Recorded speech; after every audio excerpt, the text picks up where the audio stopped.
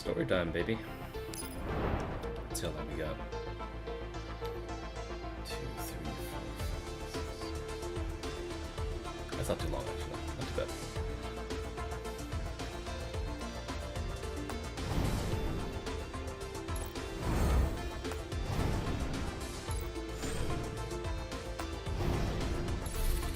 Alright. Let's go. I heard this is not voiced, so I will voice it myself. So, if you don't like my voice, you should click off this video now. Without roots buried deep in the earth, even leaves nurtured by sunlight, sweet dew, and gentle breeze can never flourish. To bear light in one's hands, one must endure solitude, fear no darkness, and shatter hard rock to root deeper. The warm orange afterglow of the setting sun casts an illusion of warmth over the wasteland.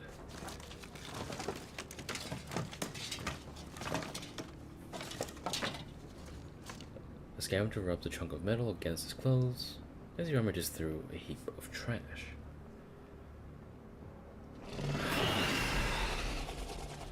Nothing of value.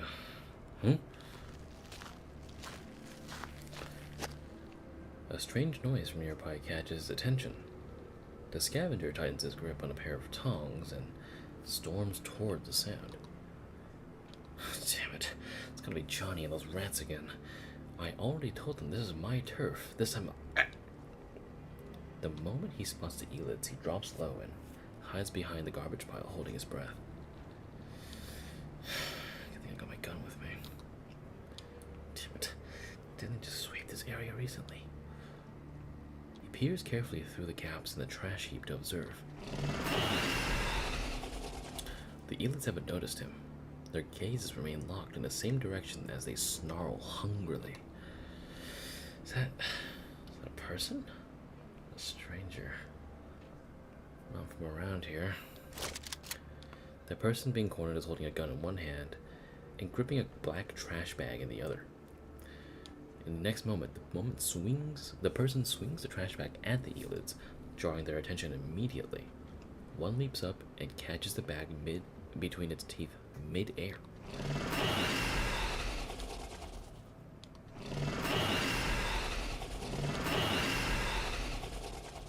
The elids tear into it, shredding plastic and pale flesh-like chunks that still vaguely resemble human body parts. That's a human foot. Intestines. Bright red liquid and meat chunks drip from the elid's fangs. The scavenger trembles, nausea rising in his throat. But he forces it down. Gotta run. Now's my chance. Yes, run for it. Terrified, the scavenger flees without looking back. Oh. What's up, girl? Handshake. The mechanical dog places its paw on Nikketa's palm as the children cheer with delight. Nikketa glances at the children. There's more. Kalish, if that's how you say it, fetch Lily's gift. At her signal, the mechanical dog leaps up, drags a package from the pile of presents sitting in the corner of the office, and carries it to the girl. Is this for me? Wow, it's a toy gun model. Thank you, Nikketa. Kalish is amazing. Woohoo. I want a present too. Get in line. Everyone gets one. Listen to Nikketa. No pushing now.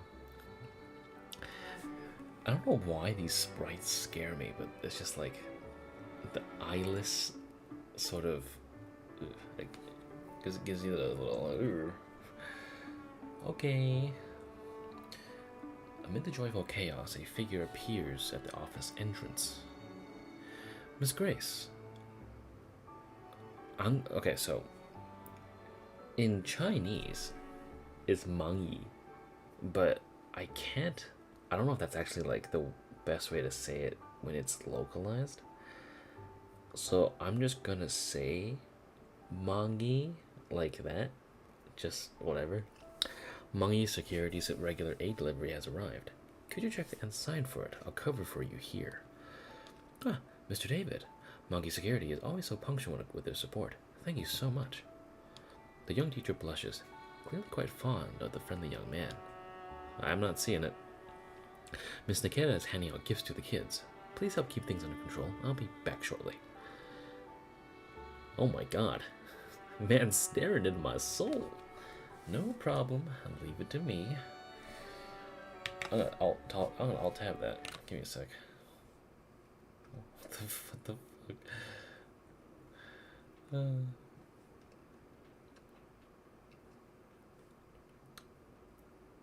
Let's see here.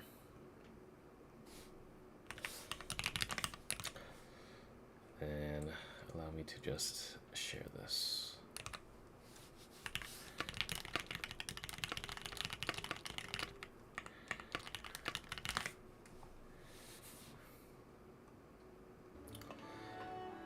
The curly-haired young man smiles warmly and walks towards the children.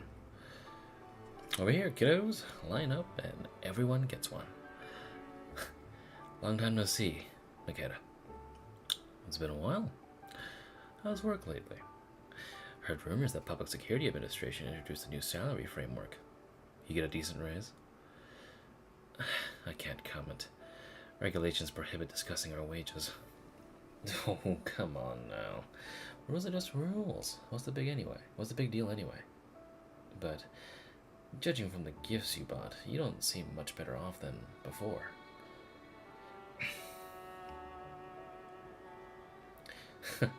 Sorry, there I go poking my nose into other people's business again.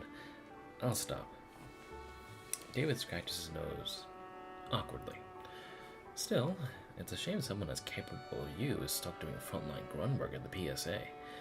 If you decide to join Mungie, you'll have way more room to grow, and better promotion opportunities and pay too. With a raise, you could get even nicer gifts for the kids. Thanks for that recognition, but I think it's really cool that Nikketa is a public security officer. Last time I saw her rescue hostages on TV. It was so awesome. Me too. I saw her on the street once during a school field trip. I felt super safe. If she quit being a security officer, we might not see her anymore. How can that be? She still visit when she can. Nikketa pats the kids on the head. I'll still visit often. With Kalish. Alright, everyone go play now. In response to the command, Kalish bounces off and leads the children away.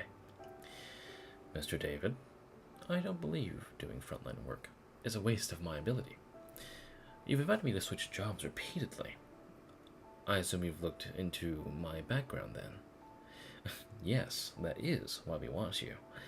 Griffin was one of the rare companies in the field that were both competent and ethical. We were all sorry to see it dismantled. I take great pride in my time at Griffin, but it was nevertheless a confounding experience. Sometimes I wasn't sure who the real enemy was. But here at the PSA, things are much clearer. I protect civilians. My enemies are those who threaten them. Everything I do aligns with that goal inaugurally. And I really like this feeling of unambiguity. I see. You are certainly more principled than most humans, Nikketa. Thanks. As for the money, I just do my best to provide what I can for the kids. So, for now, I have no plans to change jobs. She watches the happy children with a quiet smile. Well, fair enough, as long as you're happy. Mr. David, I'm back. Sorry, Mr. Nova also delivered a bunch of supplies, so I checked them together. I hope the kids weren't too rowdy. Not at all. Everything's fine. Mr. Nova came by. Kalish, get the birthday gift for Una. Oh, there's no need, Nikketa. Miss Nova didn't bring her daughter today, saying she's off on vacation in another satellite city. Hey, don't you both work at the PSA? Can't you give it to her at work? We're in different jurisdictions and different roles. Our paths don't really cross at work. I see. Well, then we'll just have to wait until she comes back. A vacation. How nice. Maybe you should take our kids on a trip too. Got any recommendations, Mr. David? Well, that's a tough one. I'm not good at picking holiday destinations. Khalees circles Nikketa, gifted mouth, uncertain what to do. It's okay. I'll give it to her later. Khalees, put that back for now.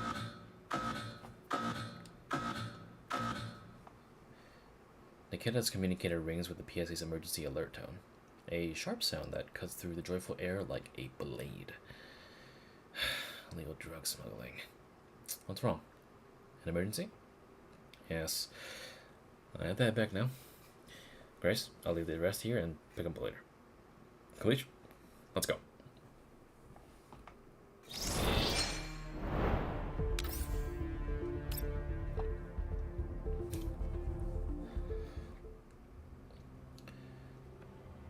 In the MBA factory, several shadowy figures slip into hidden corners. This is Nikketa, calling Captain Javert. I've arrived at Cordon Point A at the west of the factory, awaiting orders. Point A, one of the factory exits. Must hold, prevent, escape. Her captain's voice is scrambled with static, barely audible. Copy that. She signals her team. Officers spring into action instantly and scatter into position. While monitoring her assigned area, Nikketa tunes her receiver to maximum gain and listens for tactical audio cues.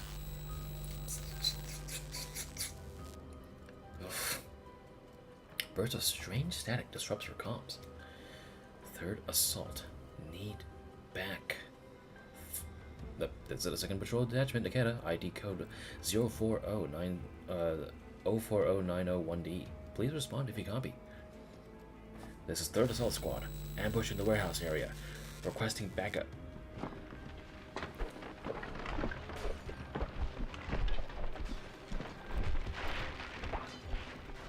Gunshots and screams are drowned out by the noise of metal crashing. After trying the communicator a few more times, Nikketa quickly switches to the internal channel. This is Nikketa calling to Captain Javert. I've received a distress signal from the 3rd Assault Squad. Do we respond? Can't reach him. Comms might be down. But what distress signal? I didn't receive anything on my end. Must be another frequency cutting in then. Gunfire still echoes faintly through the comms. Nikketa ponders for a moment. You all stay here. I'll go check. Wait, Nikketa. I'll be right back.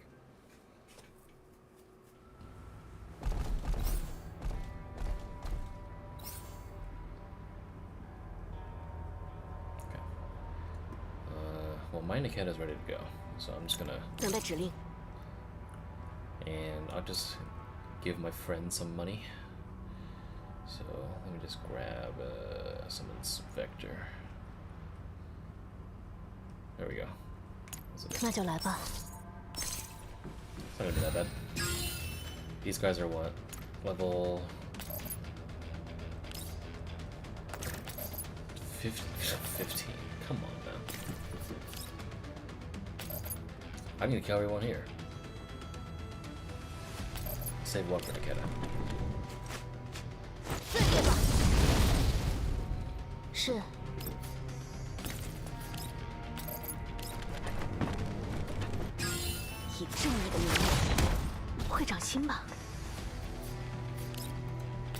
Acting dog.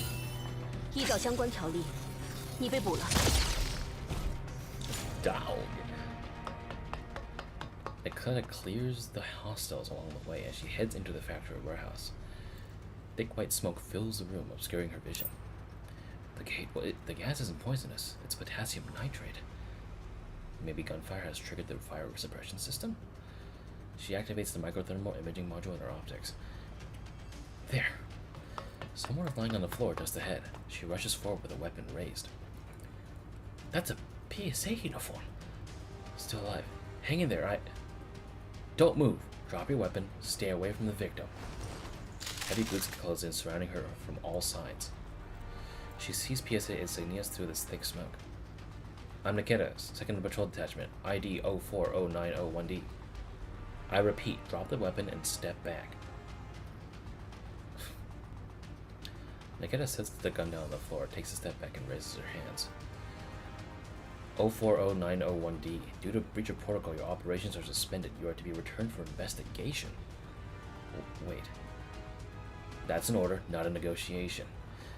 040901D, comply. Click.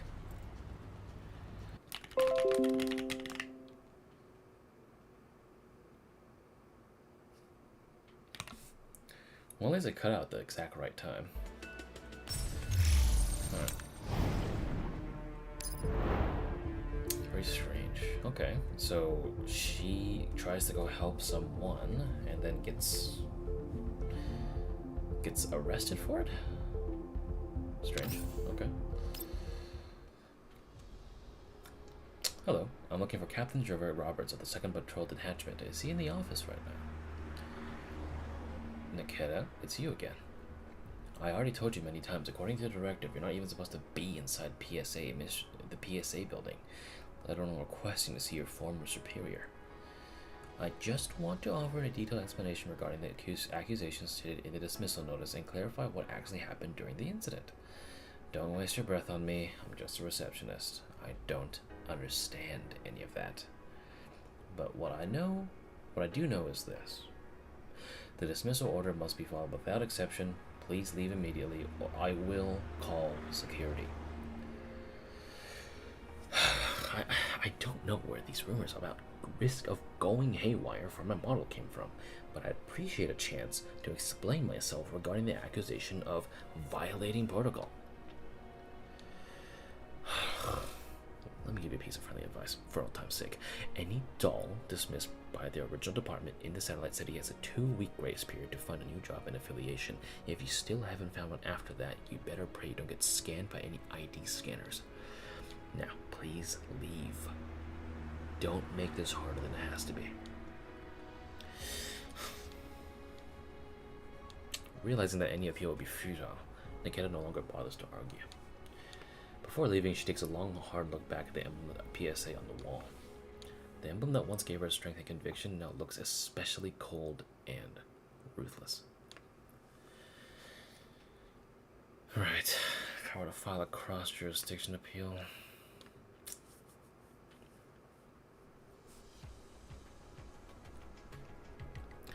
Vehicles come and go at the entrance to the orphanage. Nikketa stands quietly by the gate. One of the security guards sees her and leans out the window. Nikketa, you've been standing outside the entrance for days now, but you never come in.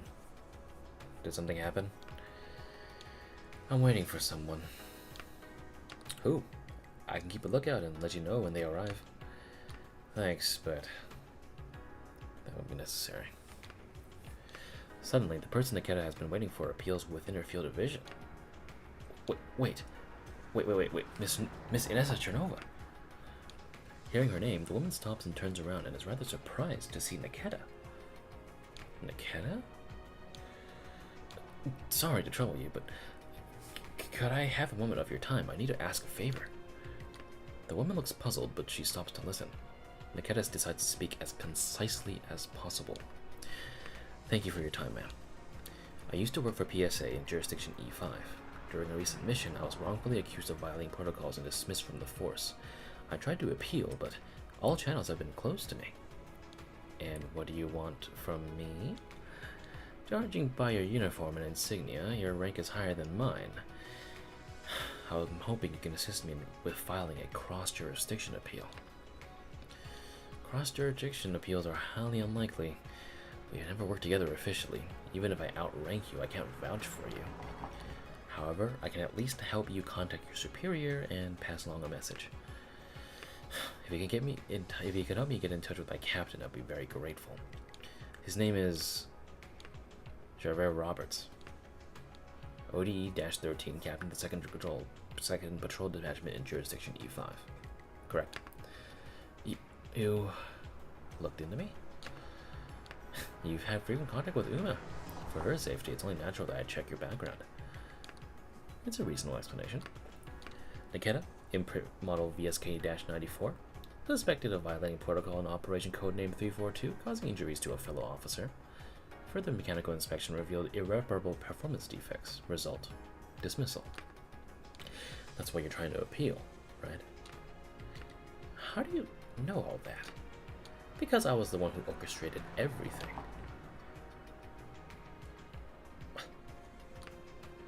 The unexpected answer hits Nikketa like a lightning strike, but she only frowns briefly before immediately sizing up the woman in front of her. Even through the sunglasses, Nikketa can sense that this woman's previously warm, smiling eyes have turned unreadable, as if there's some creature looking just beneath the surface. Let me properly reintroduce myself. My name is Inessa Grigorievna Chernova, head of the Counterintelligence and Investigative Intelligence Division of PSA. Apologies for not disclosing this earlier.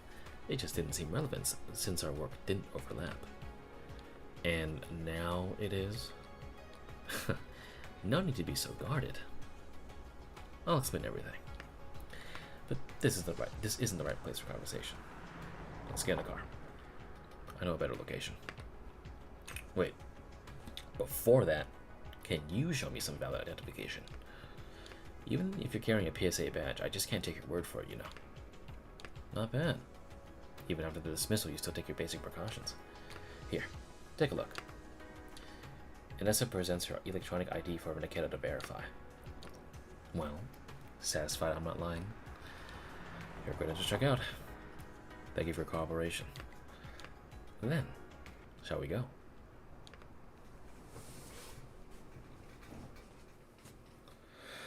Sit wherever you like. I'll make us some coffee. After digging into her surroundings, Nikketa sits down on the sofa in the cabin. The cabin is well hidden and soundproof. Not a sound can be heard from outside. The distress call you heard during that mission was actually a pre-recorded audio clip prepared by my tech team. We disguised it coming from the squad's primary frequency and inserted it into your comms receiver through interference. So, the entire rescue was just a staged performance that you orchestrated to get me dismissed. Your composure surprises me. I thought you'd be more upset after learning you were set up. How my emotional module functions is none of your concern. To me, this is simply filling in the blanks. I already know the method and the outcome, and now I want to learn your motive. But before that, I'd like to know, was that team member really injured? Inessa raises an eyebrow. You care about that. Don't worry, no one was actually hurt. They're all my subordinates, acting under my special orders. You can consider it part of the show. Very well. Then please answer my next question. Why did you orchestrate this whole performance? Sometimes, for people to enjoy the sunlight, someone has to do things in the dark. Things that can't see the light of day. You used to work for a PMC. You should know how this kind of thing works. When I worked for the PMC, the commander whom I served under was always upright. I'm not familiar with the kind of things that can't see the light of day that you're referring to. If there's something you want me to do, just say it directly. I'll assess whether I can do it after I've heard the details. Alright, since you're being this straightforward, I'll skip the preamble. Realizing Nikketa's extremely direct demeanor, Inessa adjusts her tone. During the recent operation to seize illegal drugs, we captured some suspects. But upon the investigation, they turned out to be just some low-level runners. The real big players are still hiding in the shadows. On top of that, we've received an anonymous report implicating Mongi Security. We need someone to go undercover inside Mongi Security and gather concrete evidence of their involvement in illegal drug trafficking. Mongi Security? You sure? Yes, the same Mongi Security that makes donations to orphanages just like we do. Can I take a look at the report? Of course. Inessa opens a drawer and hands Nikketa a stack of documents. The report includes a blurry photo. In it, a person wearing a Mongi security uniform is sitting on a worn-out sofa holding a vial of some substance. What he's holding is the contraband drug in question. In the industry, it's known as Vitalis. It is rumored to treat doll syndrome, but in reality, it contains a minimal active ingredients and is highly addictive. Long-term use leads to mental instability, severe paranoia, and an inability to distinguish fantasy from reality. So basically just hard acid.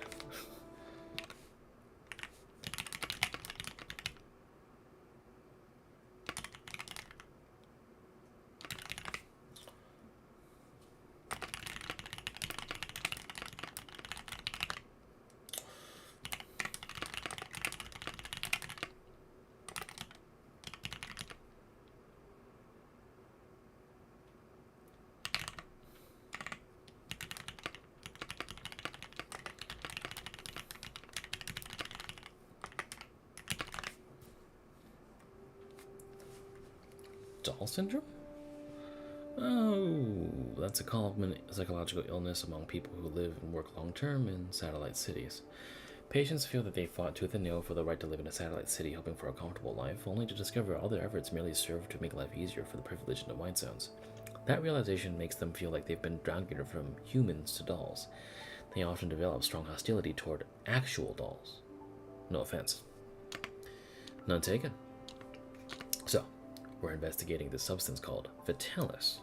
Are there any other photos? No. This photo was likely taken covertly. The sender's IP was randomly generated, probably to avoid retaliation. A single photo like this can serve as evidence linking monkey security to Vitalis. We do have a few fragmented clues, but it's not sufficient for making formal accusations. And that's exactly why I need you. Nikketa casts Inessa a searching look. Inessa meets her gaze calmly. One last question. Why me? You've had close contact with people from Monkey Security, haven't you? Inessa places another photo on the table and pushes it toward Nikketa. The man in the photo is David. The angle clearly indicates that it was taken without his knowledge. Not exactly close, but he's been actively trying to recruit me. He's been encouraging me to jump ship and join Monkey. Then joining them would be a natural step for you then. Would it really be that easy?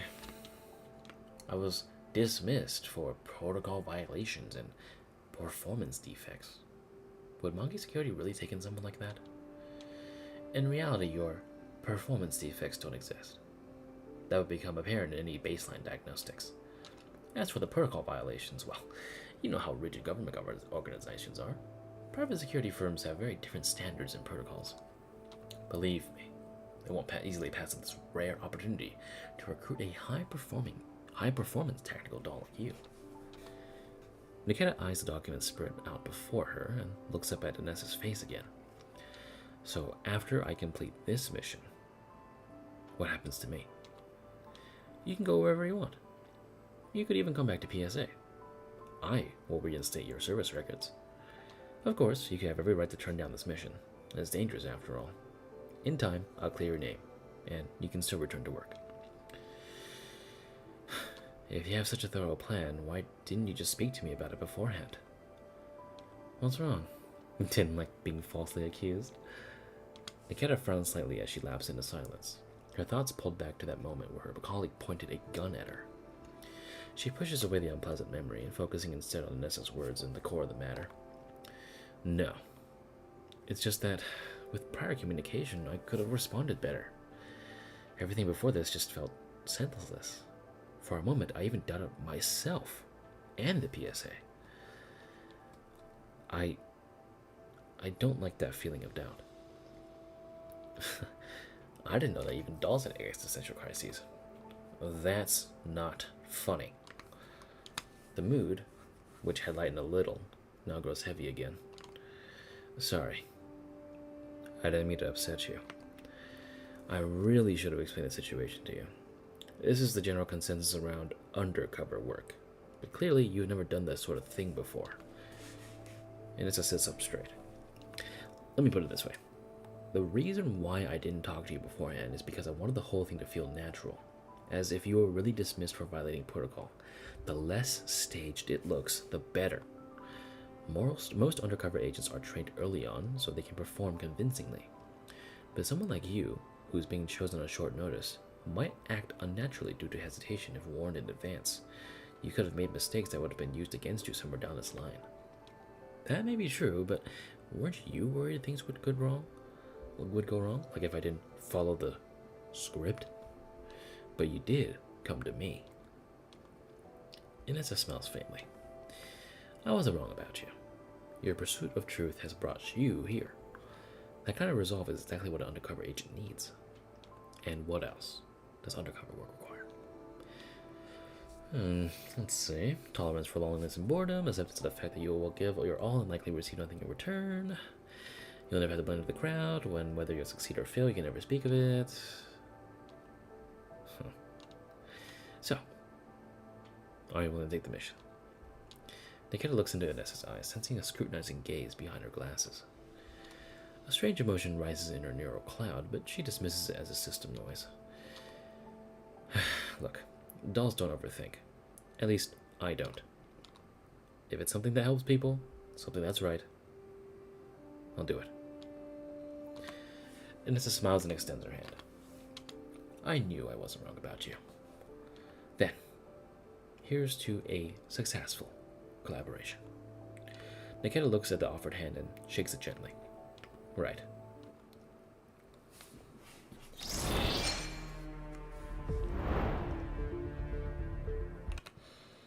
Let me close my doors real quick.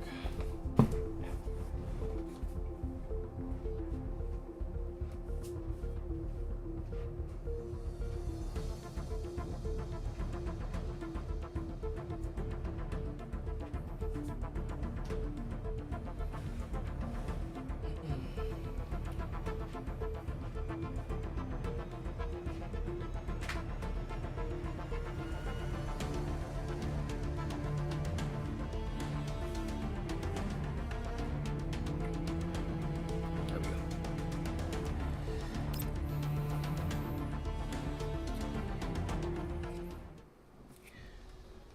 2 months after joining Magi Security.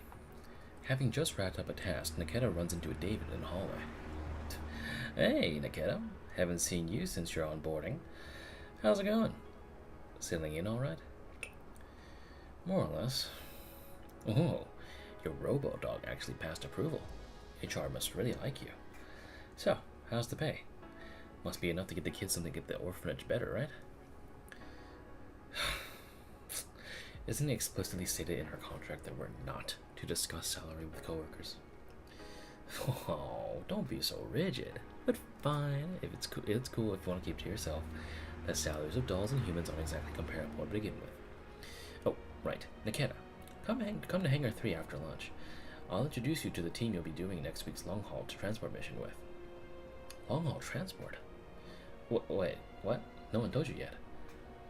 Hang on, let me check. Nikketa pulls out a terminal, which shows an unread task on her checklist. You gotta check your tasks on time. That's something dolls should be even better at than humans, right? Man, I'm telling you, this is one of the company's key transport routes. Usually only the vets get. David frowns as he notices Nikketa is so focused on her terminal. Nikketa? You listening? I heard everything. But I've got something to do right now. See you this afternoon, Captain David. Let's go, Kalish. Hey, wait, I'm not finished. Before David can react, Nikketa has already rushed off with her mechanical dog. Oof, that's an expression I did not like.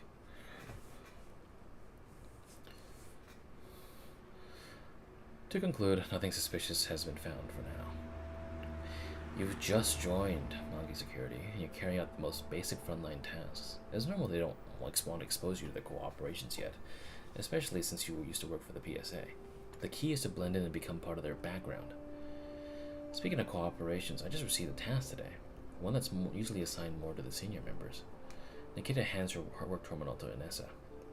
A long-haul transport from ODE to level 14, or LVI 14.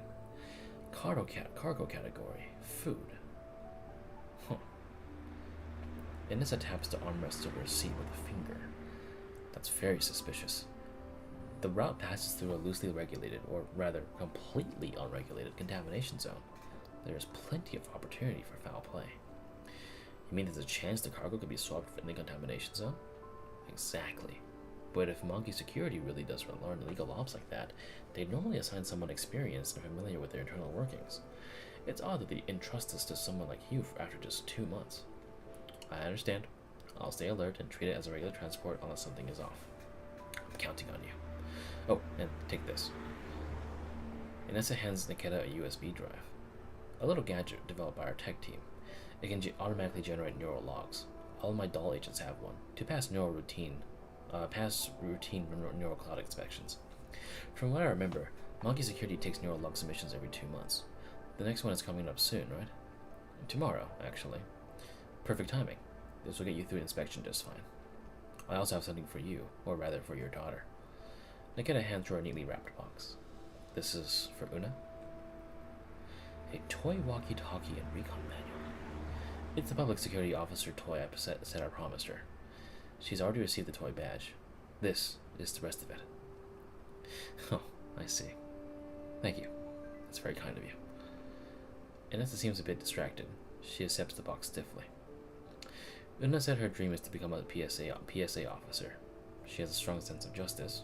I like her a lot, so it's my pleasure. Please, give this to her when she returns from her trip.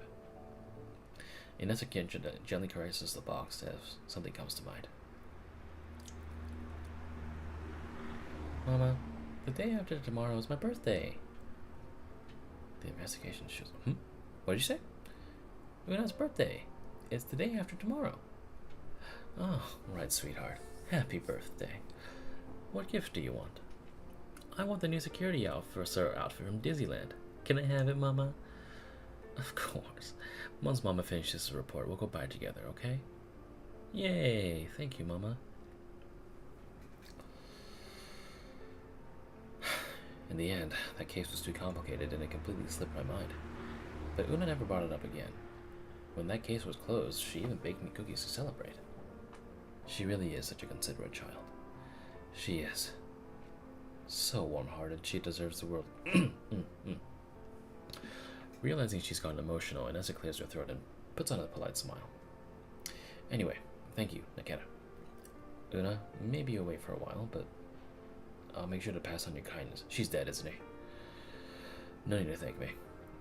Nikketa isn't sure if that's her imagination, but Inessa's smile seems a bit forced.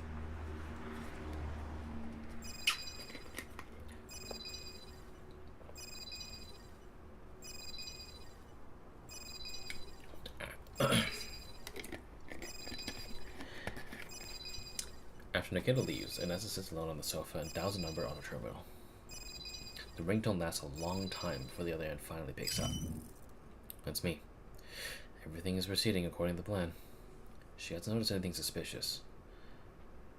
Her PSA records have already been deleted. There's no way back for her. Yes, I understand. I'll continue to report to you if anything comes up. Wait. Inessa straightens up slightly.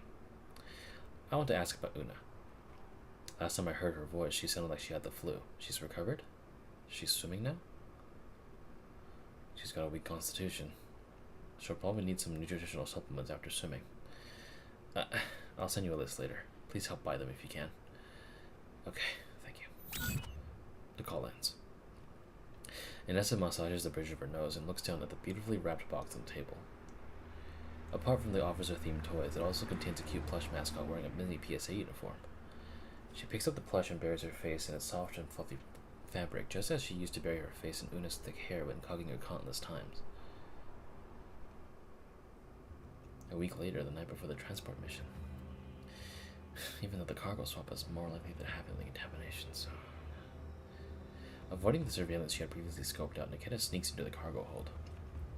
Just in case, I should inspect the cargo beforehand. Suddenly, a sound comes from a small door in the back of the hold. Nikketa ducks behind a shelf. Anthony kid is getting greedier by the day. His asking price keeps going up. How much did you give him? 200 credit tokens for 1 hour. 1 hour. And he's even limiting our access time at the cargo hold. Apparently someone might notice if we take too long. Who's gonna know once we wipe the visitor logs and surveillance footage? Plus, the guy always wanders off around this time. As long as the missing cargo is unnoticed, no one's gonna bother checking the footage. Honestly. It feels like we're overpaying. Better safe than sorry. Damn it, these people are ruthless. Let's raise the price of this shipment too. We earned it back with interest. Raise it again. You're not afraid no one will buy? Oh, they'll buy it. These poor bastards in the contamination zones rely on this stuff to survive. Nikketa identifies the two intruders through blue voice print analysis. One is David, and the other is a transport team member whom he previously introduced. It's them. David, how many crates are we taking this time? Same as usual. 3. Only 3? Come on, this shipment is huge. We can sneak out more and no one would... Ow! Why'd you hit me? If we get caught, we are screwed. Ever heard of caution? I teamed up with you because I thought you'd have some brains. Now I'm starting to think I should have gone with a doll. At least you'd be obedient like a dog. Hey, that's going too far. The transport team member tries to argue but shuts up when he sees David's dark expression. He gulps. Fine, 3 crates it is. Screw this. Why am I stuck to a lunatic like you, man? Anyway, speaking of dolls, what's the deal with that Nikketa you introduced us to? Only 2 months in and she's already doing covert transports? Who knows what HQ is thinking? They had me cozy up to her ages ago and poach her from the PSA. Every time I talk to her, I feel sick. With how much they value her and how she's learning all your business, you don't think she's being groomed to replace you as squad leader, do you? I told you, I'd have no idea what these pampered fatsos upstairs are planning. Even if she replaces me, what can I do? These days, actual people have it worse than dolls. Calm down, man. But here's another possibility. What if we've been found out for smuggling and Nikketa was sent to spy on us? Highly unlikely. Aside from Anthony, we haven't left any traces, and Anthony's in this with us. If we go down, so does he. Still, keeping an eye on her wouldn't hurt if she ever does find out. David's eyes flash dangerously on his grim face. She's just a doll. We'll scrap her and be done with it. Yeah, exactly, just a damn doll. Come on, let's load this stuff into your vehicle. The 2 men bustle about in the cargo hold for a while, then disappear behind the door with the cargo. Nikketa steps up from the shadows of the shelves. Smart willing cargo. Deliberate collusion. She shifts her gaze to the goods on the shelves. She opens one of the crates. Inside are neatly stacked canned fruits. The packaging suggests blackcurrants. These absolutely can't be regular fruit preserves. Otherwise, they wouldn't be taking such a huge risk. Nikketa reaches toward the crate, but quickly withdraws her hand. It's not time yet. I need to find the chance to investigate David. He just said, load this stuff into your vehicle. Magi Security's transport convoy enters a bleak town in the contamination zone and stops it at a supply station. David, the transport squad leader, gets out of the vehicle, followed closely by Nikketa. Watching the station staff bustle around refilling water and recharging the truck, David makes a remark. Even in a hazmat suit, I can feel how foul the air is. It's suffocating. How do these people get used to surviving in this kind of environment? Haha. Oh, right. I almost forgot you're a doll. I guess robots don't need to breathe, huh? Though, you do mimic the action. That's just to simulate human breathing, to avoid triggering the uncanny valley effect. Dolls don't actually need to breathe. How thoughtful. Anyway, Nikketa, I'm stepping away for a bit to buy some stuff. Keep an eye on things here. An explosion cuts him off. Ow, that hurt my ears, man. Several ramshackled armored cars and motorbikes roar past, kicking up thick clouds of dust. It's Varhagers. Why are they suddenly... David visibly panics in the face of the Varhagers' assault. Captain David, order everyone to combat readiness and evacuate the civilians. I'll hold the front line. I'm the captain. I don't need orders from a doll. Just go. Look, boys, look what we got here. Fresh meat. Slaughter them all. Not my watch. You guys are level 18.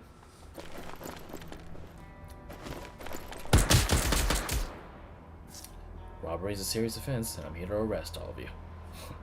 You? I'm planning enough to deal with the likes of you.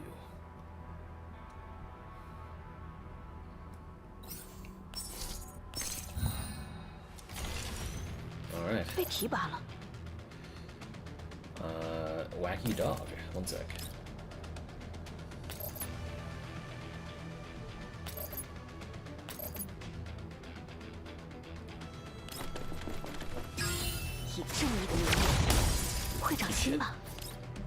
Alright.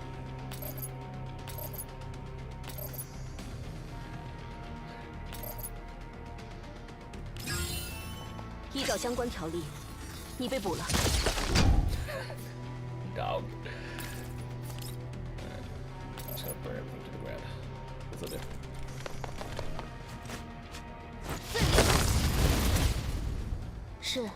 Very cool. Nikketa moves through the battlefield like a panther, her actions efficient and lethal without any flashy moves. For those who glimpse her even briefly, it's already too late. Their fate is sealed. Wait, this transport team's got a doll that strong? Our intel must have been wrong. Screw that intel. Just grab what we can. This whole trip's wasted.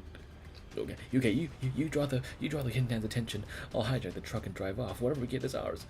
You're sending me to line the fire while you make off with the loot? You think I'm a damn fool? A dirty rust bucket like you dares to lay a hand on my bros? You're so dead. As one of them revs a motorbike and charges at Nikketa, two men start arguing and exchange a look.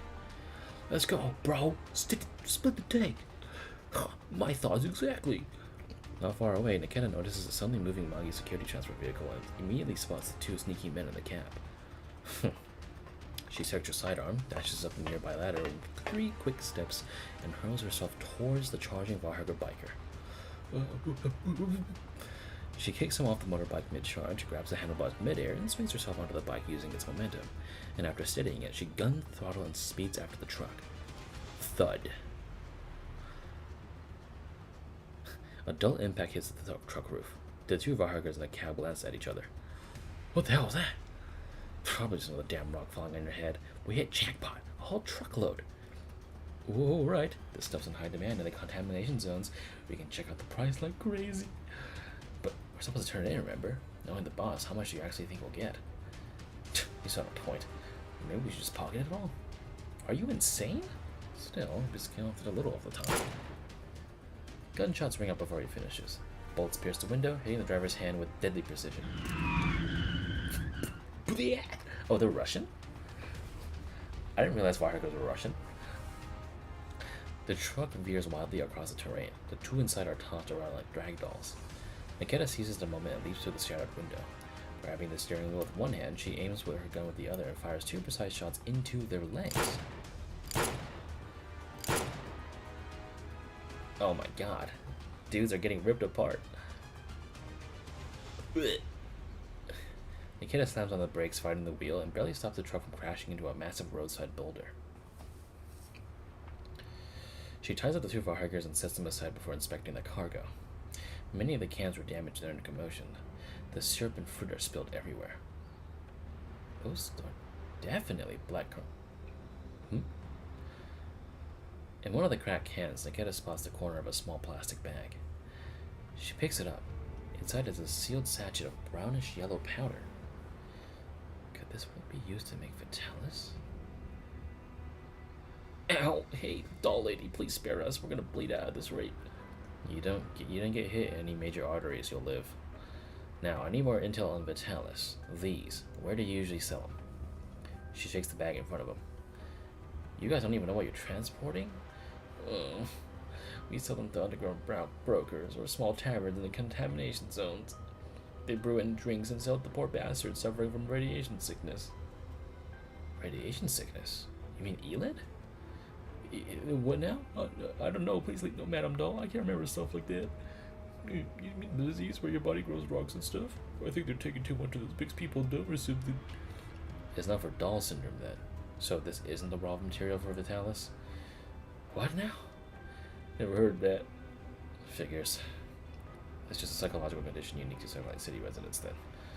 Then what is this stuff called? You must know at least. Look, you Madam Doll, you let us go and I'll tell you all about it. Before he can finish, a cold black muzzle is pressed to his forehead. He looks up at Nikketa, who is staring down at him with an expression as cold as steel. You know very well there's no room for negotiation between us. 任务结束，一起回去吧。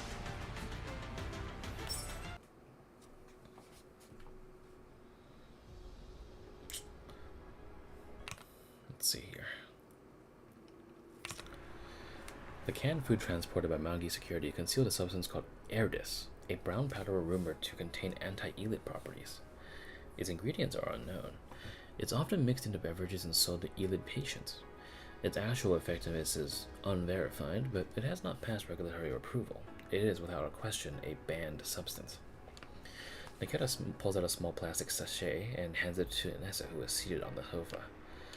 I retrieved this on site. I have video evidence to back it up. Anissa opens the sachet, pours the powder onto her palm, and rubs it between her fingers. You weren't discovered while collecting this evidence, were you? I don't think so. I destroyed the drug stash cam. The only 2 eyewitnesses were the 2 Varhagers. I tossed them into a ravine. Statistically, there should be no solid evidence against me. Lack of evidence doesn't mean you won't get suspected, you know. No witnesses also means no one to testify for you. Both of you and the physical evidence disappeared for too long. If there's any discrepancy in the cargo count later, suspicions will naturally fall on you. It doesn't matter if they do. This evidence is enough to inject monkey security, and by then, I should be reinstated in the PSA. Hold on. Who said you're coming back? The mission isn't finished. Our goal is to uncover evidence of them trafficking Vitalis. Finding evidence of Erdis, a banned substance, should prompt a full investigation by the PSA that will likely lead to clues about Vitalis, no? Besides, if the Varhagers' claims are true, Erdis is already causing serious harm to the contamination zones. The longer it's left unchecked, the more people will be endangered. Nikketa, I'm not dismissing the result of your results of your investigation, but she rubs the bridge of her nose. First of all, these security companies backed by big corporations have countless ways to evade risk. Just this bit of evidence isn't enough for a full investigation. We could lose the chance to keep digging into Vitalis. Secondly, please remember our jurisdiction. We are PSA of Satellite City ODE-13. We're responsible for ODE-13 residents. The residents of the contamination zones are not under our protection. So, you're saying there's not going to be any action taken against Erdis? There will be, just not right now. We'll file the evidence for archival. Just filing it. Nikketa? Nessa's tone darkens. I know that justice is a core keyword in your foundational logic, but justice in the real world isn't so simple. Sometimes, in order to achieve a greater justice, you have to allow some losses to happen, even if it contradicts your programming. So, in order to protect justice, we must turn a blind eye to illegal activity. That logic makes no sense to me. Also, you said the contamination zones aren't within our jurisdiction, but think of it another way. Residents of ODE-13 are committing crimes. Doesn't that warrant immediate action? Don't play word games with me. I understand that it's difficult for a doll to grasp. You just need to follow orders. From now on, act cautiously and keep a low profile. Record things, but don't interfere. Gradually work your way into the inner circle. Understand. Understood. Nikketa locks eyes for Anissa for a long moment, then finally looks away. Understood.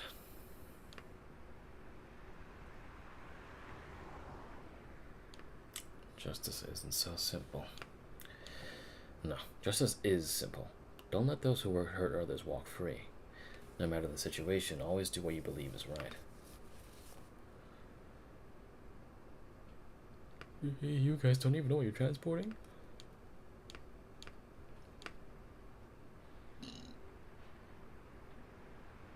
People are committing crimes. And people are dying because of it. As someone who knows the truth and has the ability to do something, I can't just sit by and do nothing. As the workday ends, employees stream out of the building. Once Nikketa confirms that David has left, she walks against the crowd into the office building. Countless terminal screens cast a faint blue glow on the empty office. Nikketa moves among them and sits at her own desk, pretending to be working on a report as she discreetly connects into level 2. Found it. David's IP address, but it's password protected. Nikketa cracks her knuckles.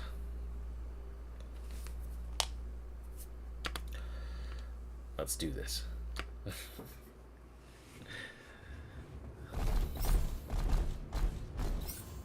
那就来吧。等待指令。 Alright, give me a second. I'm gonna restart stream just so I can get the gap out of here. And start. Okay.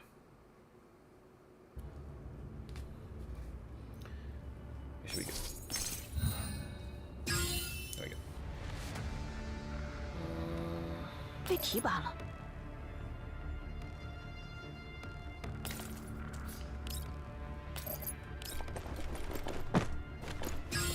以正义的名义，会长心吧？ dog. 依照相关条例，你被捕了。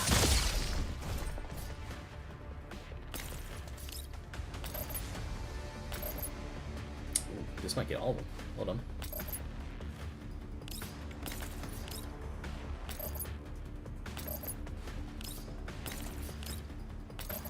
There we go. D.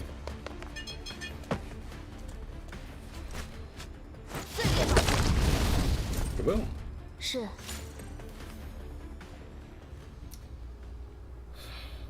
Just some recent transport logs. Nothing looks out of the ordinary.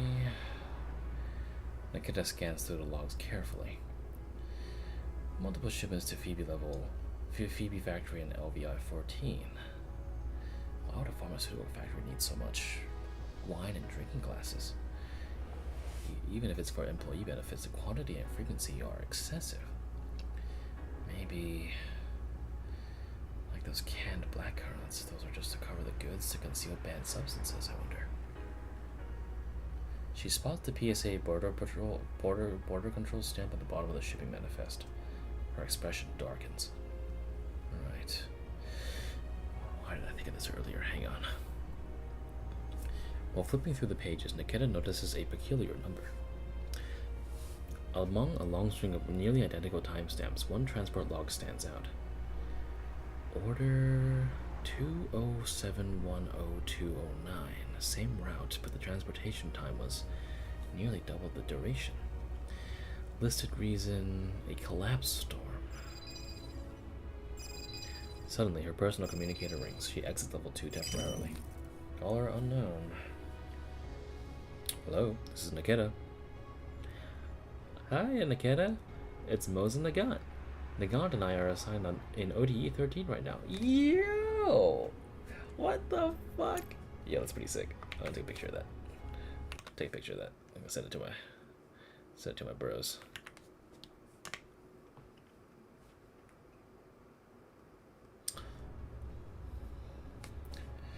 Why did you leave the PSA? Mose and Nagant? Surprised by the unexpected call, Nikketa instinctively glances at the security camera on the ceiling. I can't really talk right now. Oh, sure. If you're free tonight, come meet us at District K, number 153. Let's hang out. See ya. Got it. The call ends. Nikketa thinks for a moment. If I remember, Mose Nagant works for PSA too, though in a different satellite city. A plan begins to form in her neural cloud. But there's one more thing I need to do first. Nikketa backs to the transport records, logs out of David's terminal, and turns off the screen. 任务结束，一起回去吧。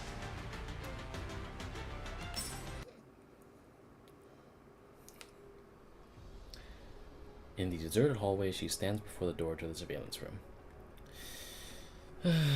Looks like I won't be buying toys for the kids this month. She knocks several times, but no one answers. Just as she's about to inspect the door's keypad, she hears footsteps behind her. The surveillance operator appears holding a meal container. Looks like he was out for dinner. A doll? What do you want? Anthony. Though caught off guard, Nikketa recovers quickly. You must be Mr. Anthony. I'm Nikketa. Captain David sent me to confirm the previous footage was properly deleted. David. He glances around cautiously and lowers his voice. You're new? Haven't seen you before. I was brought into Mangi security by Captain David, working for him on the inside. Fine. Of course the footage was deleted. Does the paranoid bastard not trust me? May I double check? It's not your place to tell me what to do, doll. If David has his doubts, let him come himself. He should know by now I don't work for free. Gotta pay up if he wants something done. Could I please double check? I said no.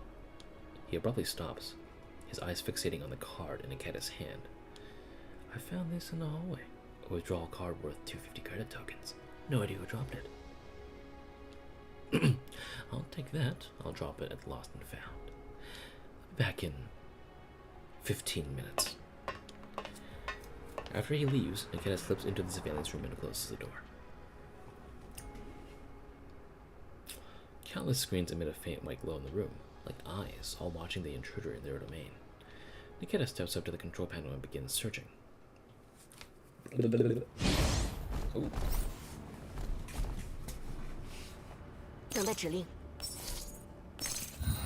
You gonna play a little bit of capture the flag? 被提拔了。 T-ball.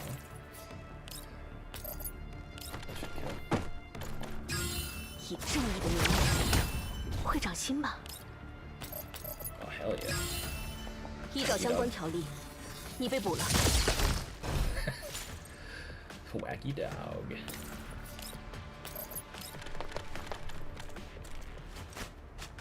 自律吧。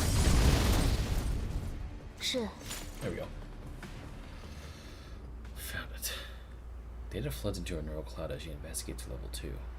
A particular frame catches her attention. In it, David is seen getting out of a vehicle. Nikketa notes down the license plate number. If the employee garage weren't only accessible to staff with registered vehicles, I would need to check the surveillance. Anyway, I've got the plate. Now... Wait a minute. The footage continues. A familiar figure appears getting into David's private car. Isn't that... Una? Inez's daughter. What's she got to do with Magi security? Later, in the cafe in the commercial district, Nikketa meets up with Moza Nagant and her team. Huh? Protocol violation? Seriously? What happened exactly? It's... complicated. Sounds like you're hiding something. It's been a while since Griffin, but I remember back then, Nikketa was the most by the book of us all. But wow, your workplace has such a bad vibe. The front desk totally flipped out and threw us out when they heard that we were looking for you. What'd you do to your poor coworkers? Because Senior. Sorry, Nikketa. If you don't want to talk, just ignore her. She likes stirring the pot. Stirring the pot? I'm just curious. Hey, you yourself were wondering why she left the PSA before she got here, remember? I was not. You totally were. You practically had, ooh, gossip, gimme, written all over your face. Be honest with yourself, Senior. A god who drinks milk? I did not. Cut it out already. And what's wrong with milk anyway? It's not that I don't want to talk. Nikketa speaks calmly, her expression composed but earnest. It's just that a lot of things happened to me recently. Things are, well, hard to explain. Right now, all the evidence I have is fragmented. It doesn't form a complete picture. Rushing to tell you everything might not be a good idea. You could tell us what you do know. Maybe we can help piece things together. Nikketa falls silent. Of course. If you'd rather not, that's fine too. Just a suggestion. Also, I just realized something. Mosin? It's got a little tummy. It's cute.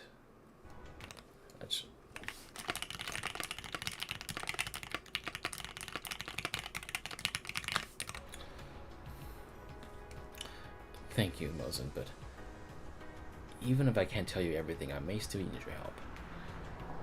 Help? Is it about that matter related to your protocol violation? It is, somewhat. You want our help without telling us the full story? You gotta have your cake and eat it too, you know. I'll pay you. Ooh, alright, boss, what kind of service do you require? Ksenia, your attitude changed real quick. So who's to say no to money? You've known me long enough. I'll make sure you're compensated for your time, since this would eat into your free hours. Oh, reasonable client. What a breath of fresh air. So, Nikketa, tell us what you need help with. I'll need to assess the risk. I have a license plate number. I'd like you to trace the vehicle's travel history. See if it's been to any suspicious locations. The group exchanges glances. Nikketa, you're not involved in anything too dangerous, are you? Asking us to track a law-abiding citizen. This isn't just about time or money anymore. Can you at least tell us why? Why isn't it just about money? Ksenia. Fine. Got it, Senior. Ksenia shuts her mouth. Nikketa speaks again, somewhat guiltily. Sorry. can't really tell you that either. A heavy silence hangs in the air. I know. It doesn't feel good to be forced into a situation without knowing anything. Honestly, I don't fully understand it all either, so I can't jump to any conclusions. But when I piece together the truth, I will tell you everything. And if this causes you any harm, I'll take full responsibility. Responsibility? What helping you gets us fired from the PSA? I know it'll come to that, as long as we're careful. You shut up. Nikketa pauses and then seems to make up her mind. If you do get fired, then I'll support you. Huh? I can take mercenary jobs and contamination zones outside of my main duties. They pay well, and I've already passed the qualifications.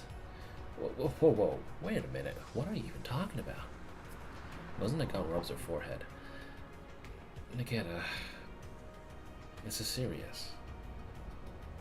Nikketa stops talking and lowers her gaze. Sorry, that was thoughtless of me. I do need your help. Out of the trust we built working at Griffin, I chose to ask you. But you're obviously absolutely right. It's not fair to you if I don't tell you anything. Ah, so you are going to tell us the inside story. I'll tell you the parts of it, selectively. After Nikketa finishes her account, the group falls into deep thought. That's a lot to take in. So you're saying the person tied to the license plate is definitely a criminal, and you suspect that someone else is collaborating with them? Yes, the crime itself is already confirmed, but I haven't reported it yet to avoid tipping them off. I need more evidence to uncover who is behind him. So, what we'd be doing is essentially assisting an investigation? That's one way to put it. Mozanaka takes in Nikketa's calm but resolute face and finally exhales. Alright, give me the license plate number. We'll head to the Ministry of Transport and dig around. And if you've got other plans, please be careful. I do. Seriously? I also want to ask you to help me tail somebody. Nikketa pulls out a photo and slides it across the table. The image is a bit shadowy and a bit blurry. Everyone leans in. This person, I think I've seen her before. You have? Where? I haven't been idle these past few days after working at ODE 13. I've been picking up side gigs. A few days ago, I was working at a psych clinic and I saw this person. The uniform stood out, so it stuck in my mind. Really? Can you take me to that clinic? I can, but Ksenia, you're not gonna ask for more money now, are you? You mustn't. Why not? My intel is super useful. It'll push your case forward a great deal, you know. All right, how much do you want? No, Nikketa, don't encourage your crooked schemes. How is this crooked? Senior, you're poor precisely because you don't know how to hustle. Wait, little. While the two bicker, Mosin turns again to Nikketa. I'm guessing you can't tell us why you want this person followed either? Sorry. With a sigh, Mozanaka leans in and places a hand on Nikketa's. I'll say it again. Be careful. Nikketa's calm gaze flickers slightly. Understood. Thank you all. 任务结束，一起回去吧。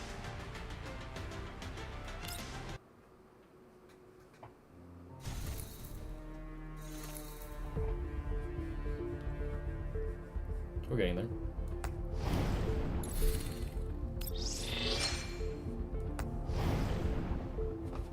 Let me check if I did all my dailies today.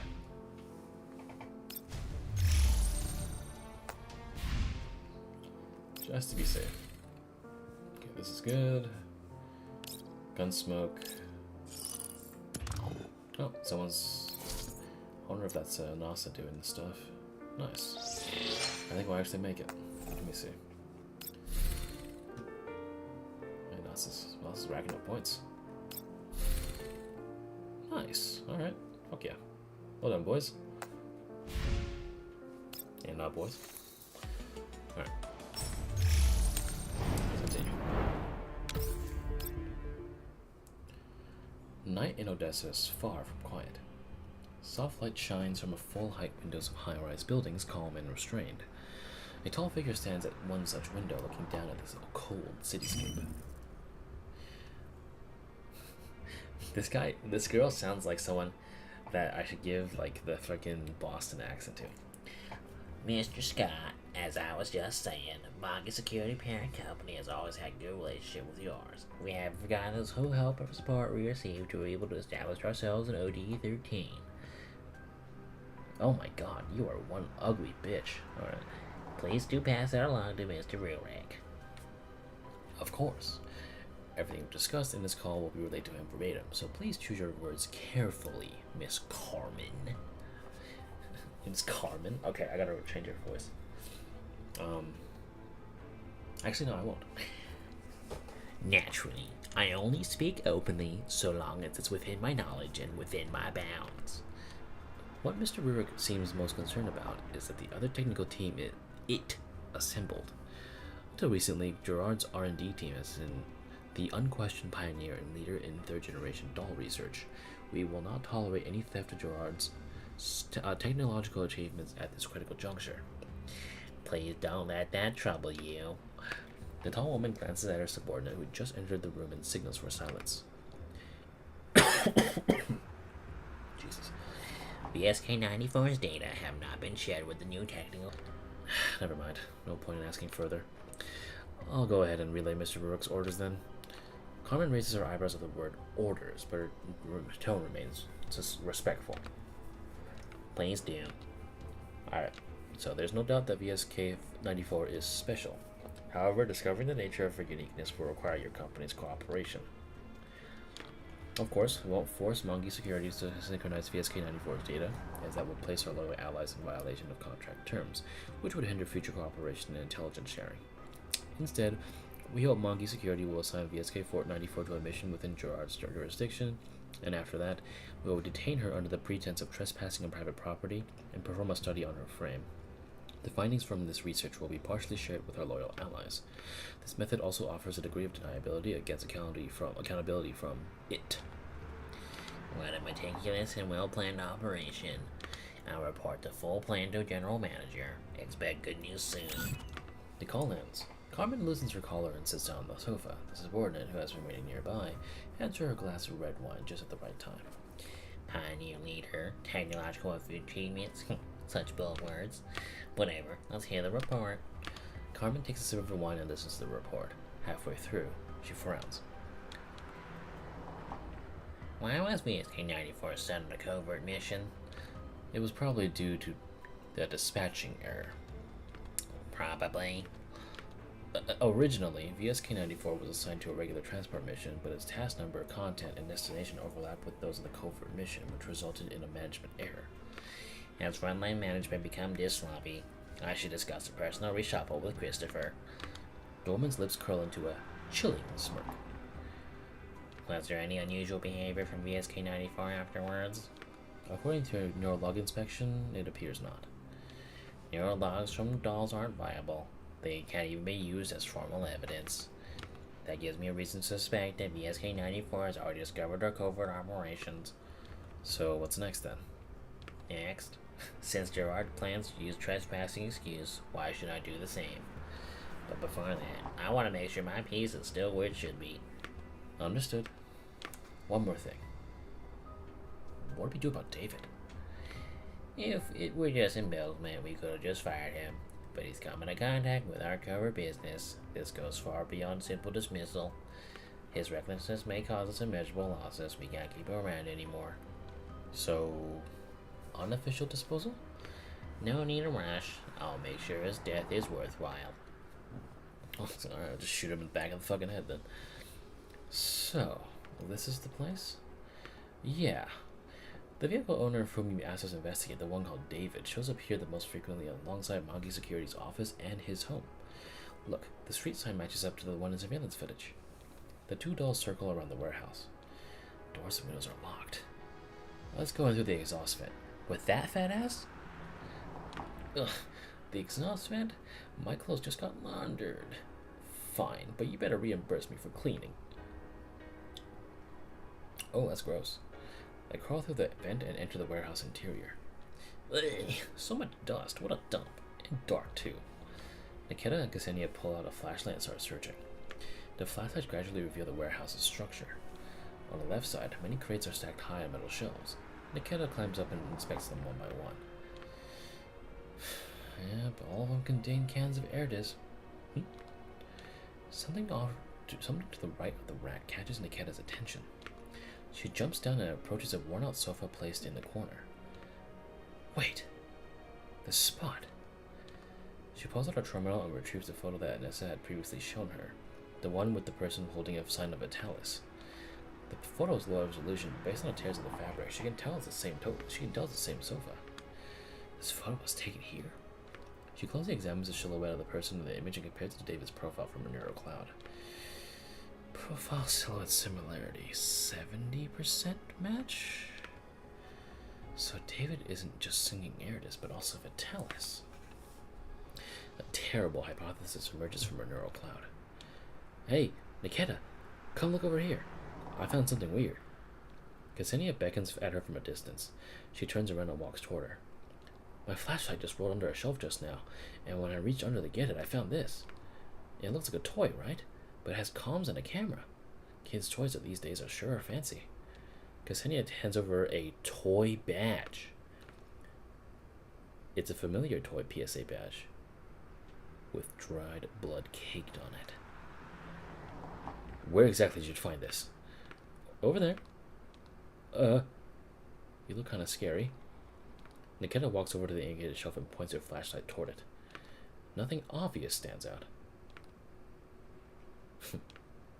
She grips the rack and gives it a shake, then applies some force to push it aside. The old metal groans under the strain as it threatens to topple over, and Ksenia hurries over to right it.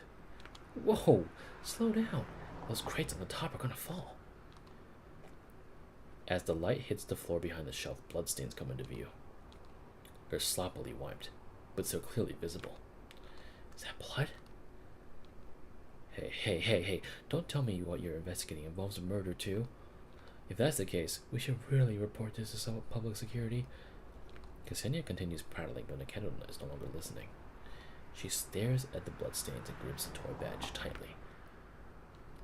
Una.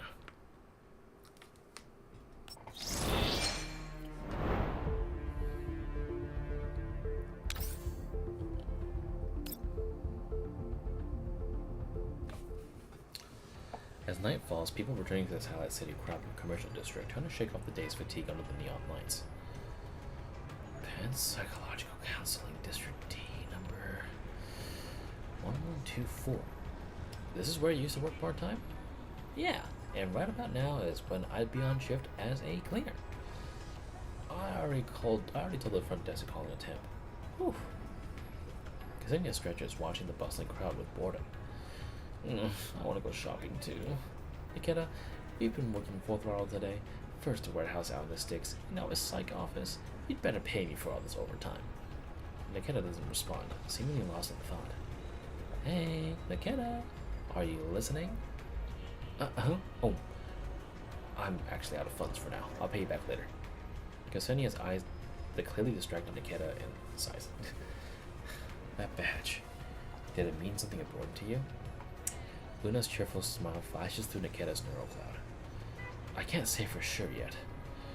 Ksenia, stand guard out here. I'm going in. Alright, make it quick. As the workroom by the entrance, Nikketa changes into a janitorial doll's uniform and pushes a cleaning cart into the office. The fit is a bit tight. The office is still open, but only a few people remain.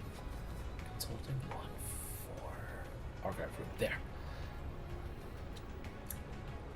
The archive room is unlocked. Nikketa pushes the door open. Despite the name, it's actually a server room. A terminal sits in the back corner of the data retrieval. Let's see. She types the name into the terminal. A pop-up requests a password. Of course. Alright, time to brute force it. Ow!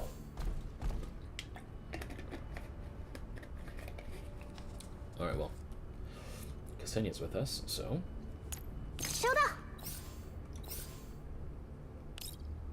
Can I move her to... I can. Let's go. Alright, so this, I'm just gonna... literally just omega love this.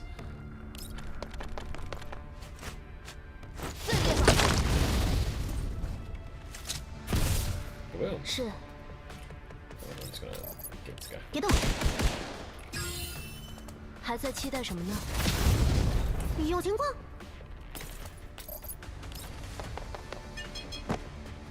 别动，会长心吧？正义不容玷污。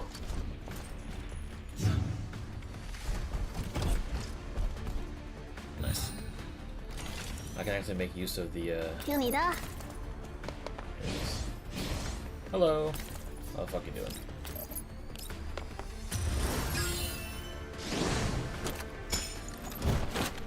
奖金归我了。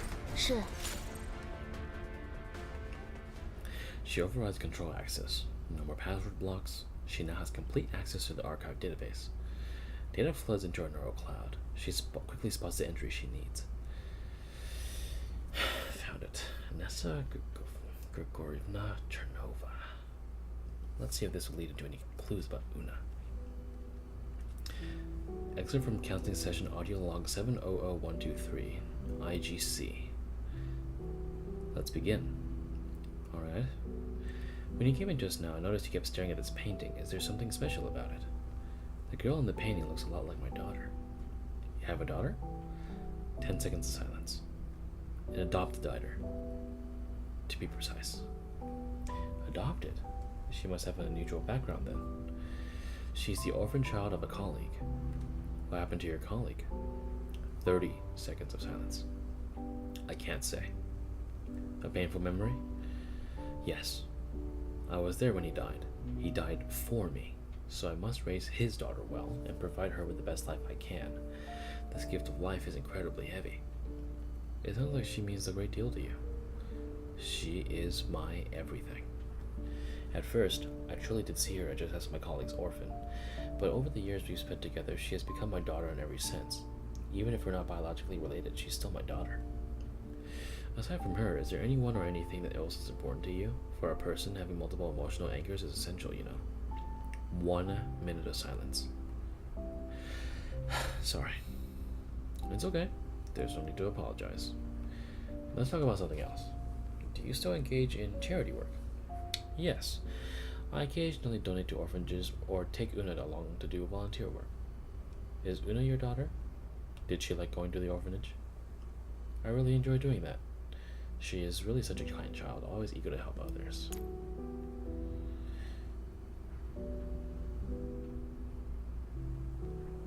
Oh, right. She didn't mention the name Una. I was confused for a second.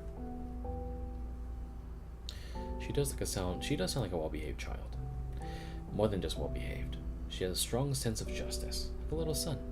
She loves watching the news and gets upset about anything unjust. Even when I tell her there's no such thing as a perfect fairness in the world, she insists that even so, she wants to do her part to make little things a little more fair. That sense of justice. Did she pick it up from being around you? No. She's not like me. When it comes to things like fairness and justice, I've long since...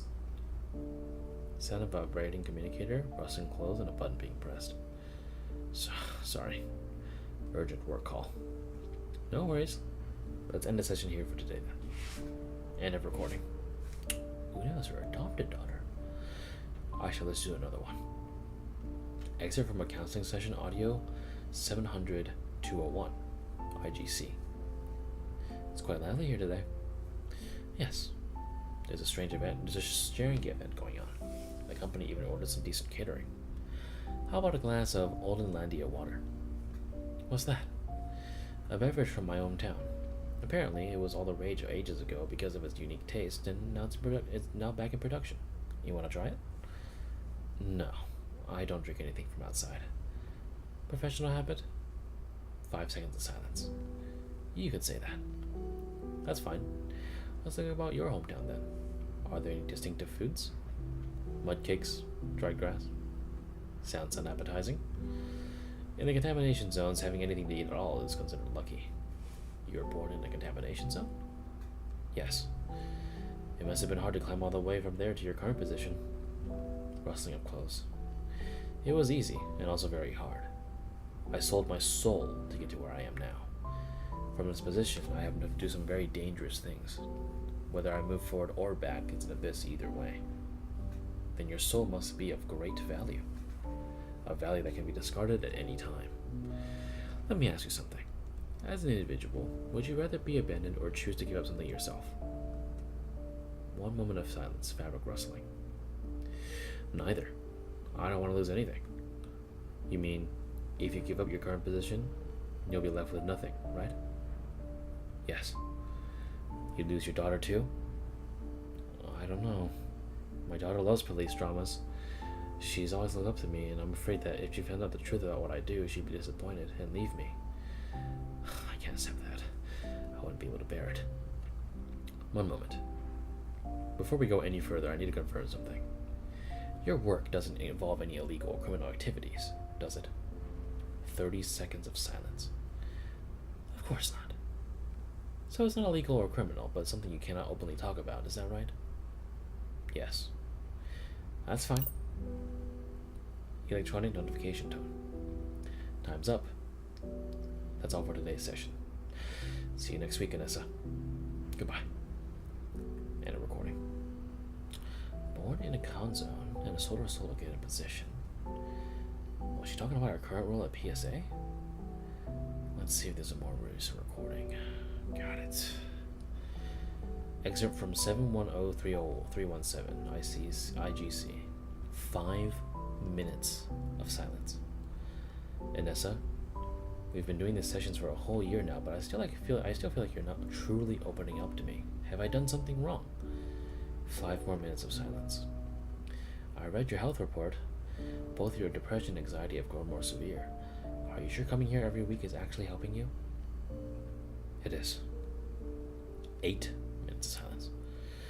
I won't pressure you to reveal more than you're comfortable with, but I do have to remind you, if our conversations continue to be so brief and unfocused, then the time and money you've spent here might be not giving you the value they should. 10 seconds of silence. You really do care about your work. It's just basic professional ethics. 1 minute of silence communicated without being pressed. This helps. I just want someone to talk to. Understood. Let's keep having conversations like this. Exiting level 2, Nikketa stands in front of the terminal and reflects on the recording she just heard. Suddenly, she recalls the strange feelings she had when she first took on this mission. My entry into Mongi security was far too smooth. And from these recordings, it's clear that Anessa is hiding something. Plus, there's surveillance of footage of Una getting into David's car. She must have some kind of connection to Mongi security. Nikketa remembers her bloodstained badge. I need to record all this fragmented information and analyze it later, but right now the top priority is finding Una. 工作圆满完成，快回去了，我可不想错过商店的打折时间。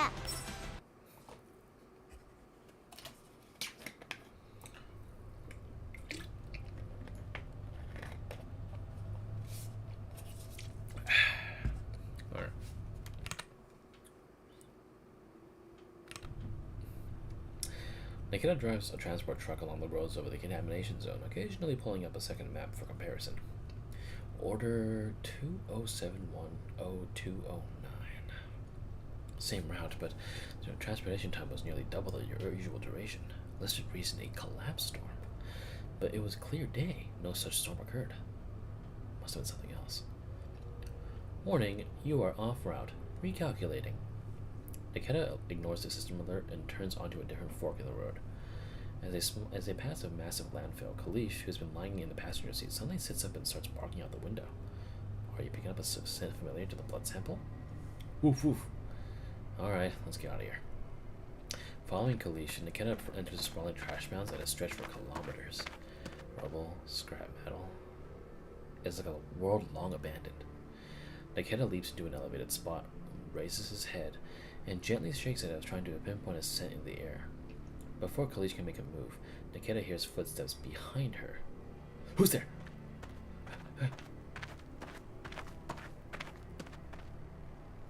Hey, how many times do I have to say it? This is my turf. You think you can mess with the king of this dump without thinking his Ow!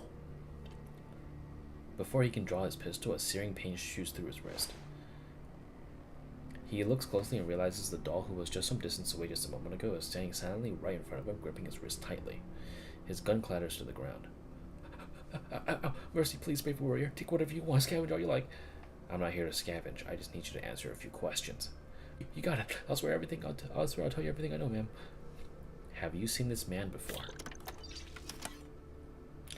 Nikketa pulls up a photo of David from her terminal and shows it to him. This guy, I don't recognize the face, but... The scavenger squints at the terminal and slaps his forehead. Oh, but that outfit! I've seen it before. A few months back, on the other side of the trash hill, he looked like he was bearing something. When I saw him, he was facing off with some elids. Bearing what? Well, man, let me tell you, I was scared shitless. He had this plastic bag that was surrounded by elids, and to escape, he hurled the bag at him, and guess what? They ripped it open and a corpse fell out. Intestines and fingers flying everywhere, just like a horror flick. The scavenger gestures animatedly, but Nikketa's expression grows grim. Where exactly did this happen? Take me there. Is this a murder case? Am I helping solve a murder case? Cut the nonsense and move. This is it, I reckon. The scavenger leads Nikketa to the other side of the trash hill. Months of wind and sand have buried all traces. There's no visible signs of the violence that he just described, but the scent of blood still lingers. As Kalish arrives, he starts barking and digging at a specific spot. Here, Nikketa kneels down and begins sifting through the garbage with her hands. After a while, she stops.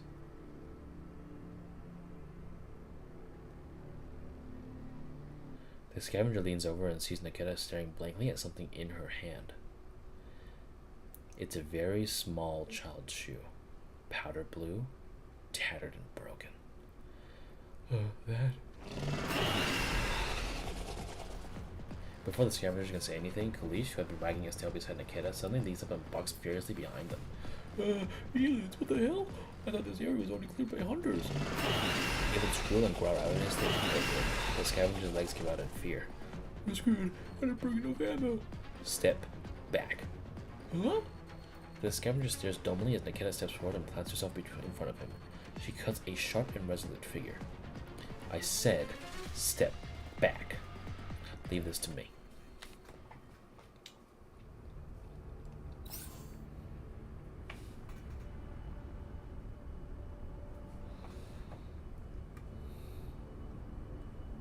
Yeah, alright, Ksenia's no longer with us, so.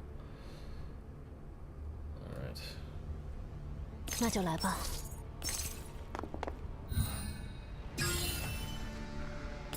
Let's see, can I just blow everything up?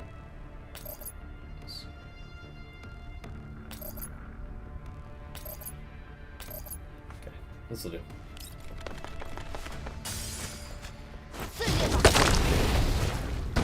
是。 Wait. Actually, we're fine.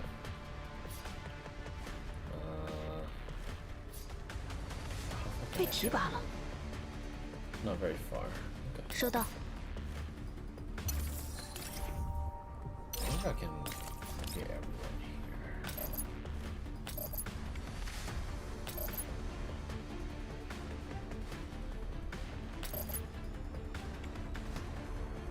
That'll do.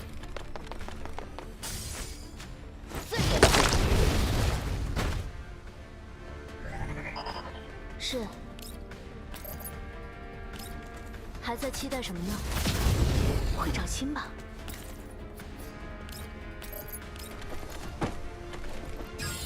以正义的名义，会长亲吧。 Take fast, chuckle nuts. 接受制裁。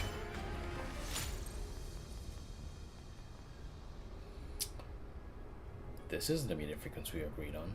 Seeing each other too often increases the risk of exposure. I told you this before, didn't I? In a dimly lit room, Inessa and Nikketa sit facing each other. Inessa seems irritated. Gone is the warmth and friendliness she showed at their initial meeting. So, what do you want this time? I'll be direct, Inessa. Are you in contact with Mangi security? Inessa raises an eyebrow. Do you know what you're saying? I suspect my superior is a mole for Mangi security. To make that sort of accusation, you must have some sort of evidence. Go on then. Not hard proof, but then save it. I didn't expect a doll to be delusional. Or maybe the alleged performance defects of your frame model, the ones you justify dismissal, weren't fabricated after all? Inessa remains unfazed. Listen, Nikketa, if you don't want this mission, you can back out. I only picked you because you seem to understand the concepts of justice and duty better than other dolls. In other words, you're the best option, but not the only one. Though I do need to correct what I said earlier. Given your performance so far, if you do choose to quit, I won't allow you to return to PSA. In fact, I'll have to request all your neural logs purged just to ensure no confidential information leaks. Nothing personal. It's protocol. Inessa speaks casually, but Nikketa hears the veiled threat in her words. I don't care what you think of me, but you do seem to be contradicting yourself. What do you mean? You keep emphasizing how replaceable I am, while at the same time making threat after threat to stop me from quitting. So which is it? Do you want me gone or not? It's up to you. I'm just making the consequences clear. I'm not leaving. I'll keep investigating. Investigating what? Whether I'm Monkey Security's mole? No. I just want to find out what happened to Una and bring whoever hurt her to justice. The tension in the room shifts the instant Nikketa utters the name. Inessa's eyes widen slightly. For a moment, she's speechless. After a while, she finally finds her voice. It wavers as she speaks. You said hurt. What happened to Una? What have you found? Nikketa pulls the bloodstained badge and broken shoe out of her backpack. Speaking softly, she recounts how she discovered a Monkey Security employee had been stealing company property, and how she found Una's toy badge in his warehouse. And this shoe? I hacked that colleague's transport terminal and checked his delivery logs. Out of the 78 completed runs along this one particular route, 77 almost took exactly the same amount of time, within 3 hours variance, but one delivery on February 9th this year took twice as long. That delivery's timestamp matches closely with when Una got into his car into the surveillance footage just a day or two earlier. So while doing another delivery run, I took a detour to investigate this route. That's when I found the landfill and this shoe. Inessa falls silent. She turns the badge and shoe over and over in her hands, as if searching for any trace of life on the inert objects. At last, she looks up and asks with a trembling voice, Did you find Una or her? For the first time, Nikketa recognizes the emotion known as heartbreak in Inessa's eyes. It makes her hesitate to speak the whole truth. No. These two things are all I found. Inessa says nothing. She just stares at the objects in front of her as if trying to trace Una's story through them. As if bracing herself to face a pain that might be too great to bear. Inessa's breathing is clearly audible in the silence. It is the kind of ragged breath that gives the illusion of someone drowning.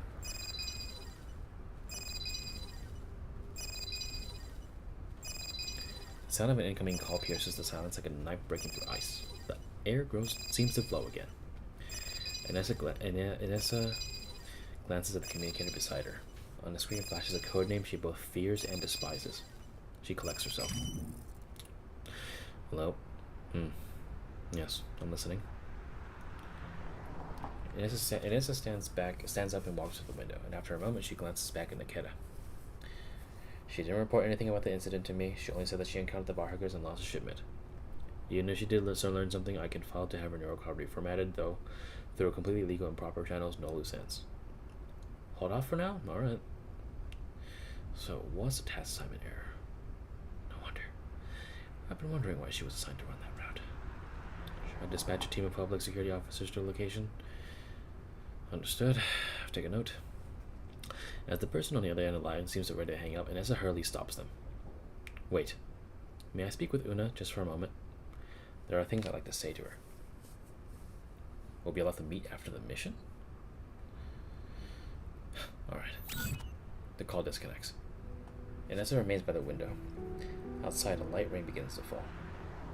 Droplets trail down the glass, passing over her reflected face and vanishing into the night. Maybe it wasn't even Una's. The probability isn't absolute. But who was it? Who was what? The suspect. The smuggler of the illicit drugs, your colleague. What's his name? David. David Evans. David Inessa grips the badge in her hand. Its sharp edges dig into her palm. Like frenzied thorns growing from beneath the crumbling ruin, a burned zeal fills Inessa with a newfound sense of purpose. David Evans. David Evans. David Evans. Inessa murmurs the name over and over, like a sorceress in the forest casting a dark, grotesque spell. Ma'am? It's all utter bullshit. What are you talking about? At the sound of Nikketa's voice, Inessa clutches her own throat, and with both hands tightly. Stop it! Stay back! Inessa gasps for breath, her nails digging into her neck. After a while, her breathing steadies and her eyes slowly clear. She looks at Nikketa again. Nikketa, are you interested in learning the truth? Pardon? About things from the past, and things that are about to happen to you in the future. I originally planned to help that vampire trick you in the end, so that when the mission ended I could take Una and leave it all behind. But now that Una's gone, nothing matters anymore. If I don't fight back, I'll be bled dry in the end too. And if that happens, I'll have no way to avenge her. Yes, well, I'm still in the game. Nikketa sees a dark flame dancing in her eyes. The all-consuming flame of hatred. But this intel doesn't come free. I need your help. She spits out the words with vehement clarity. I want revenge. 任务结束，一起回去吧。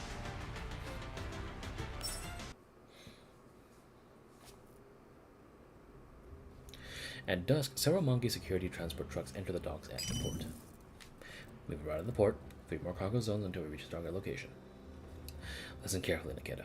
I'll repeat this one more time. Your mission this time, officially, is to restock the goods that were lost in the previous delivery. But due to the supplier's last-minute schedule change, it can no longer make the delivery. You and your team are to collect the cargo yourselves. However, this is in fact an abduction targeting you. An armed group will intercept you shortly. For some unknown reason, they intend to capture you first. Don't make it too easy. Put up a bit of a fight just to keep up the act. Got it. Have you installed the remote control component I gave you? Yes. Good. If they shut you down, I'll reboot you remotely. When you wake up, stay still. Understood. After passing 3 cargo zones, the lead vehicle halts.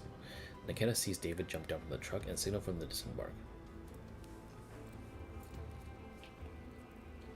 Are we to wait here, Captain David? According to the mission brief, this is the place. If it weren't for those damn warriors, we wouldn't have to make this trip. David?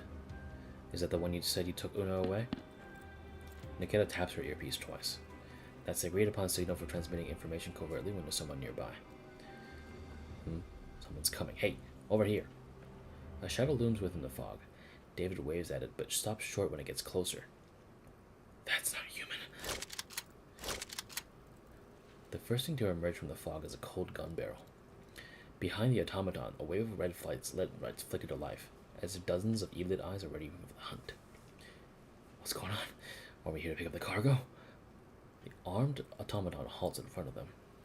Warning, this is private property. Trespassers must surrender immediately, drop their weapons, and submit to questioning. Warning, this is private property. Trespassers must surrender immediately, drop their weapons, and submit to questioning. Private property? Captain, they're not here for trade. We're under attack. Wait, hold on.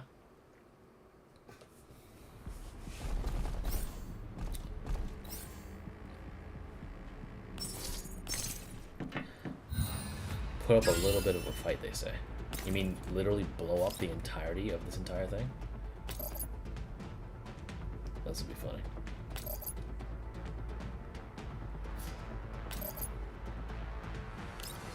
I can do this. Sure. 收到。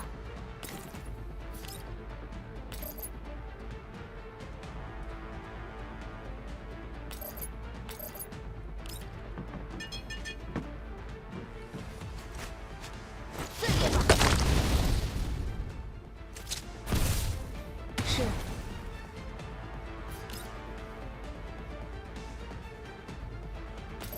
Sure, hold up. 还在期待什么呢？会长心吧？ I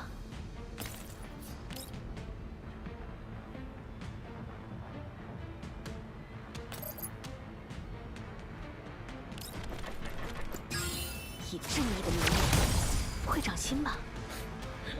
I love that think fast, travel nuts fucking approach. It's so funny. I'll just shoot him. Steal. 正义不容玷污。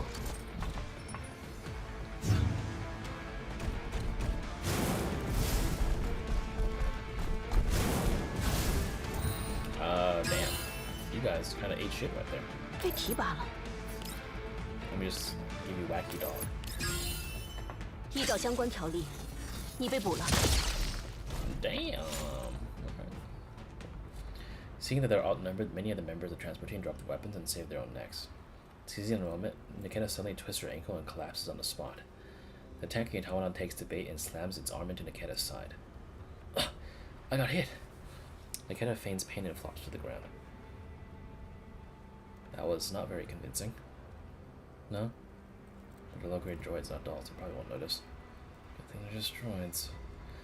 Nikketa lies motionless. She feels one of the automatons move to her side. Target secured. Now executing force shutdown. In the next instant, Nikketa loses all sensory and cognitive functions.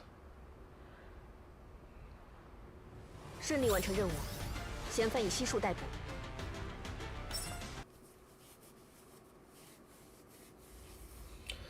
Frame function check complete. Self-system diagnostic complete. Power supply activated. Remaining power 100%. Accessing neural backup. Connection established. Lowering neural cloud 5, 20, 35. When her senses return, Nikketa keeps her eyes closed. Through her sense of touch and internal senses, she can tell she's lying flat, her body rocking gently in transit. The journey seems steady. Nikketa's opened her eyes just a little bit. Within her limited field of vision, she sees that she's in some sort of repair pod. Above her is a large piece of curved, transparent glass. Beyond the glass is a space that appears to be a laboratory. Nikketa, are you awake? After a burst of static, Inez's whisper comes through her earpiece. Yeah, I'm in the lab. The identity of the kidnappers is unknown. The one who gave me the order and the ones who kidnapped you don't seem to be on the same faction. Otherwise, they wouldn't have asked me to send a PS team to extract you. They may be collaborating, but their alliance is most likely superficial. At this point, all I know is the one using issuing orders goes by the name Sharktooth. Sounds like a code name. Gender unknown, identity unknown. It's up to you to figure out what you can from the kidnappers. I'll do my best. Do you know what the other Maggie security members are being held? No. We've stopped. Ending transmission for now. Nikketa closes her eyes. She senses a faint vibration through her frame. A few seconds later, she hears the pod door open and feels the cold flowing air of a lab on her skin. Multiple sets of footsteps move past either side of her frame. She senses the data ports on her body are being accessed. I have last VSK-94 sidearm here. Alright. By the way, can a doll run a performance test while in sleep mode? Yeah, with the latest upgrade, the function's included.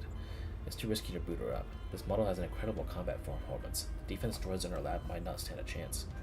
Speaking of which, we've taken a mini dolls produced by IOP, with more or less the same specs. Why is this VSK-94 flagged for special containment? Isn't that why we're doing unpaid overtime today? Stop speculating, just get to work.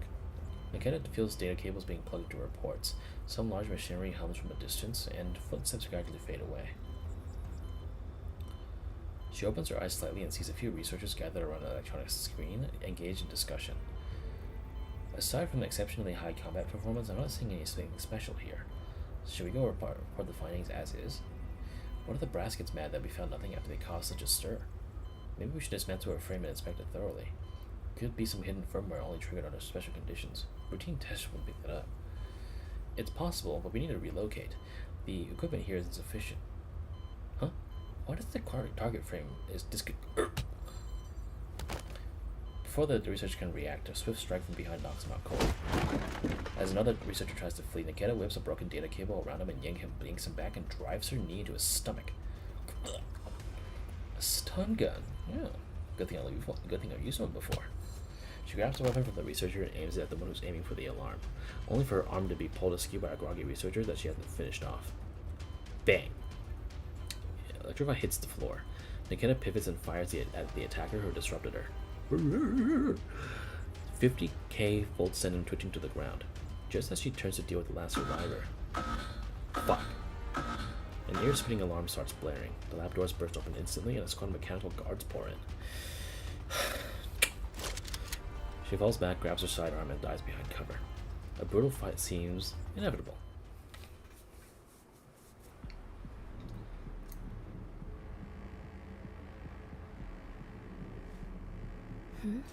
Oh yeah. Enemy units are numerous, not to mention the presence of heavy machines. Oh hi! Letting them be pointing like this is not the way to go. Eliminate one wave first and find a way to close the gate. Okay, let's go.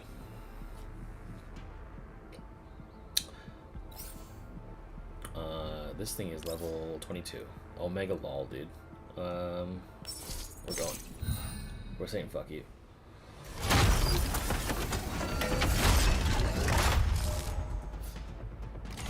Alright then. 被提拔了。 Big one's mine.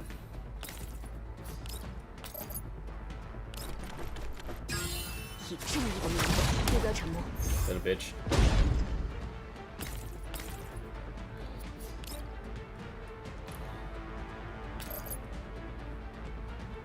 Wacky dog. 依照相关条例，你被捕了。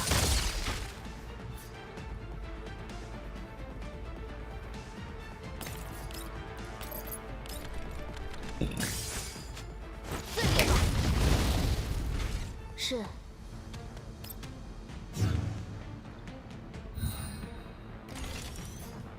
被提拔了。 I can't shoot anything, so feels bad.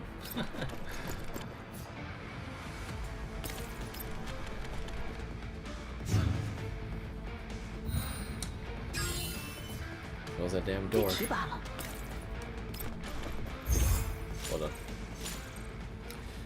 Nikketa manages to get the lab's doors to slam shut, locking out most of the reinforcements. Nikketa quickly dispatches the remaining defense automatons inside. Then, she catches sight of a sneaky figure trying to slink away. Hey, stop right there. It's a researcher who evaded her shot to hit the alarm. While she fumbles on the floor for a drop weapon, Nikketa strides on over. Stay back! Save yourself the effort, you can't beat me in the fight. Now, get over here. She twists a woman's arm and shoves her over the lab terminal. Unlock it. No. Nikketa fires a shot at her feet. The blast makes the researcher flinch and cower. Dude, don't shoot, I'll do it. The terminal is soon unlocked. Nikketa delivers a swift chop to the back of the researcher's head and catches her as she stumbles forward and places her aside. Even though the password's unlocked, I should switch to level 2. It'll boost search and processing speed. She enters level 2 and starts scanning for the keywords in the torrent of data. Soon, she noticed that some of the data of the terminal had been corrupted. Did she sabotage the system before I knocked her out? I shouldn't have been so hasty. Wait, what's this? She opens an attachment in an email and finds a list. A list of required samples for technical operative position of 3rd gen doll models. The attachment is a long roster of doll photos and names, many former Griffin dolls. She quickly finds her own profile. Aside from the basics, some information is beyond our understanding. Shark tooth, the same one that Nessa mentioned? Participant of Project Nebula Wind, Project Cornel Hole, Priority Containment Subject. What on earth are these? Scrolling further, she spots 2 familiar faces. Groza and DP12. Wait a minute.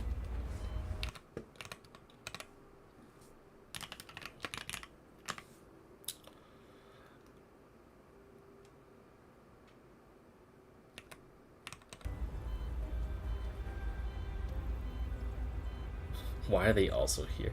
Are you sure? It isn't because DP12 had the fucking largest rack in the first game? OTS-14, like Nikketa, is flagged for special attention. Meanwhile, DP12's profile is nearly blank aside from her basic information. None of this makes sense. This will need further investigation. Let me copy everything. After exiting level 2, she hears a pounding outside the doors. At the same time, a call from Vanessa comes through. Any findings? For a moment, Nikketa can hear strange noises on Vanessa's end. This seems to be a temporary lab. Useful data is scarce, but I did find some things. Sending them to you now. Wait, what's that whimpering sound? It's Kulish. Don't you remember him? You left it with me. Those things sound pretty bad on your end. The security doors are about to breach. Check out 5 minutes max. She hits send. The progress bar crawls slowly on the terminal screen. Should be enough. No public security teams in position around the building. By the way, are you really set on this? Nikketa tosses the unconscious researchers into a repair pod and shuts the lid, and then starts searching for the assembly tools. So what? Staying with Mongi security. Wasn't that the plan we discussed? Finding the tools, Nikketa sits and begins dismantling her own leg. What the fuck? Going undercover isn't easy. The pressure of being discovered is one thing, but worse is having to do things that go against your values, you know. We fought about this before, and even though you complied, I know you didn't agree with it. Yeah, I didn't. That's why I kept digging. I already reported the air disc led to the proper authorities to act on it. She removes the several micro-explosives from her open frame. She plants them on the doors and the terminal. I might not be able to contain all the damage, but I'll save as many lives as I can. That is my philosophy. Now that Shark Tooth is now starting to suspect me, the next step will be full neurocloud reformatting if they uncover anything else, right? Yes, but I don't think they want to resort to that just yet. They seem to be more interested in the data generated by your original neurocloud processes. Then this is a necessary step. She attaches the final explosive to her own frame. If I destroy my current neurocloud backup, they'll notice it when they run diagnostics on me. That'll serve as proof that I remain completely in the dark. It's the only way for me to stay at Mongi, you know. With you helping from the outside, we stand a chance on uncovering who Sharktooth really is and what they're plotting. Besides, like I said before, what? If something that happens, if it's something that helps people, something that's right, I'll do it. And by people, I mean everyone I can perceive, not those just defined by the rulebook. Nessa chuckles softly through her earpiece. I really was right about you, though I never knew you were this optimistic. Maybe it's just part of my foundational programming. Say, is your tech team reliable? Bringing such a powerful bomb here won't blow my neurocloud to smithereens, will it? No promises. Figures. Nikketa grabs the detonator.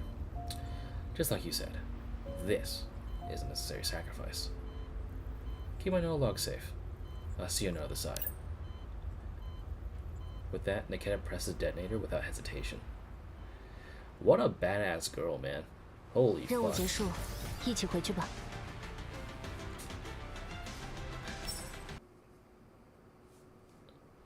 Damn. Just blew herself up. Like, 那就 what 来 the 吧。 fuck? That is so badass. Alright, where do we need to go? 被提拔了， Alright. I'm going hunting. 以正义的名义，会长心吧？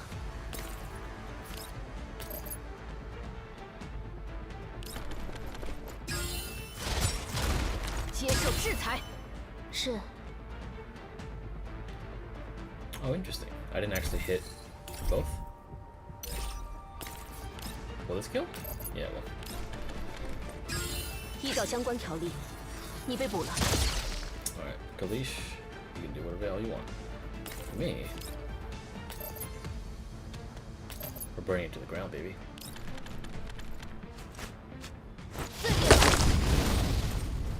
是。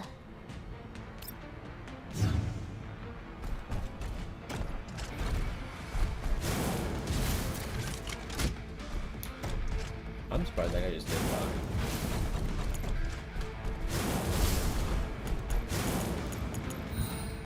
There we go. Finish up what I started. 以正义的名义，目标沉没。 And Kalish. 依照相关条例，你被捕了。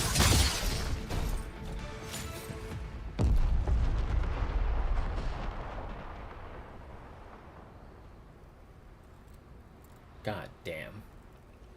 A thunderous explosion erupts from the other end of the call. Inessa doesn't linger.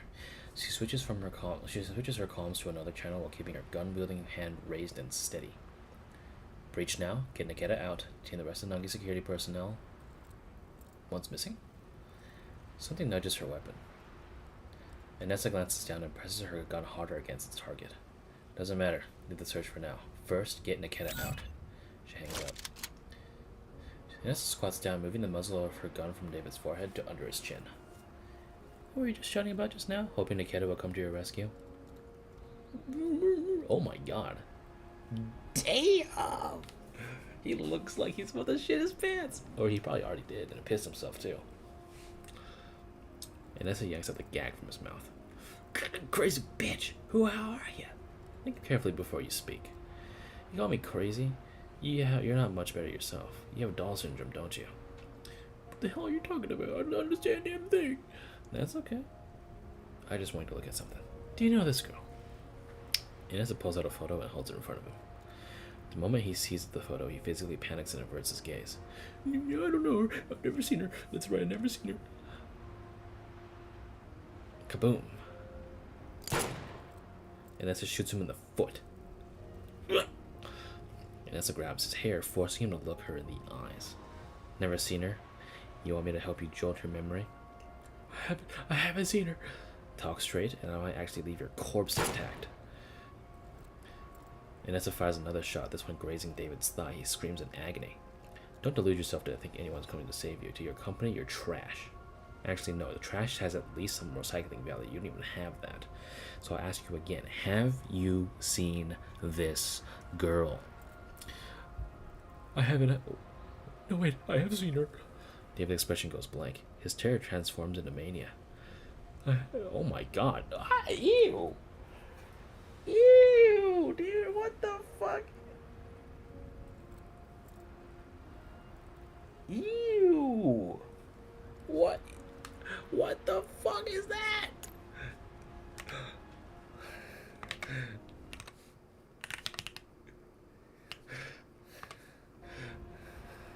Oh my god, he's pulling a Roblox face. What it killed was a doll. It was a doll, so it didn't really count as killing, right? Disassembled, damaged, destroyed.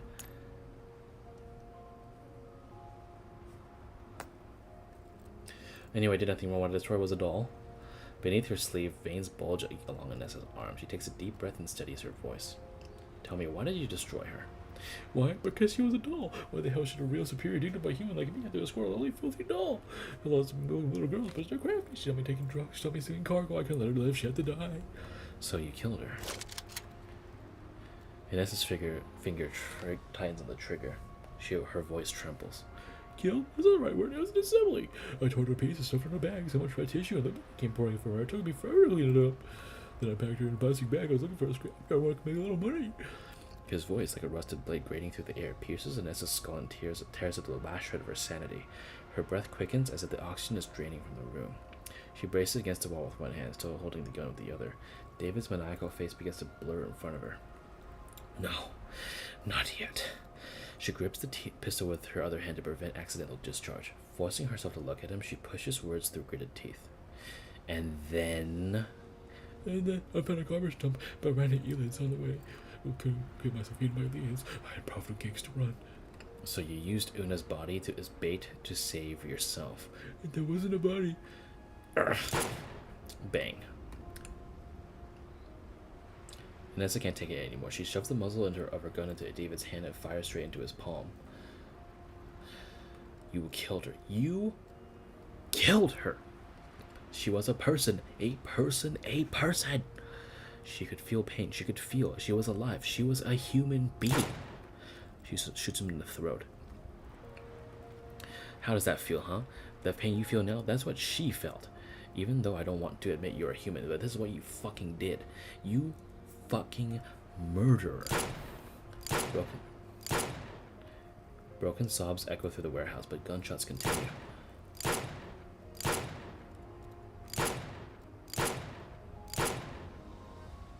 Eyes, thighs, mouth. Inessa keeps pulling the trigger, not noticing that the lifeless body had already stopped breathing. She fires the final bullet and she lowers her arm. Before her lies a mangled, unrecognizable pile of flesh crumpled grotesquely at her feet. The warehouse is cold, but the rage has left her hot and breathless. She picks up the photo that had fallen to the ground. It's soaked with blood, but the girl's smile in the image is still warm and sweet. Inessa wipes the blood from the photo with her fingers.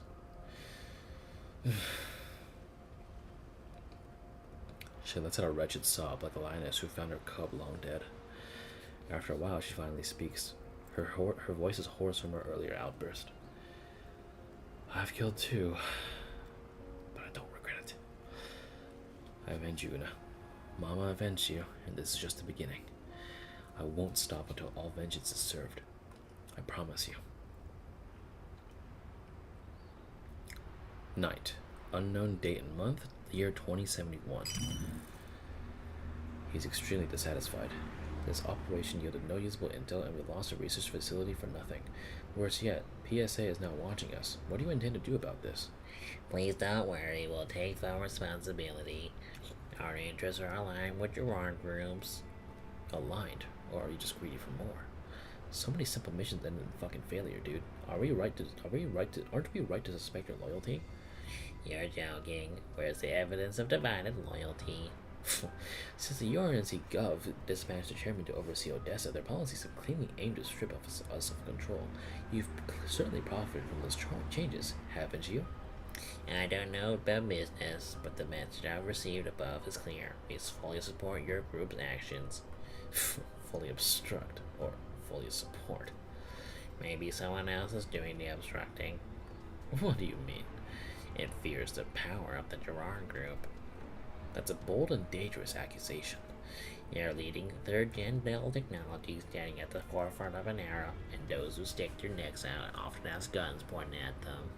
If your group insists on forcing your way into Project Coronal Hall, you'll attract even more attention. Including yours, then? Carmen lets out a sigh. Actually, just before our conference call, I got General Manager's approval. We'll bypass the terms and conditions of Project Coronal Hall and begin synchronizing VSK-94's data to your group going forward to support your R&D plans. It might take a little longer. VSK-94 was seriously damaged in the incident, and we're doing everything we can to repair her. Although we don't quite understand what's so special about her, to show our loyalty and unwavering support to your group, we are willing to do everything within our power to help our group stay ahead of third-gen doll development. If this had been your attitude from the start, I seriously wouldn't have doubted you so much, you know. It was our oversight.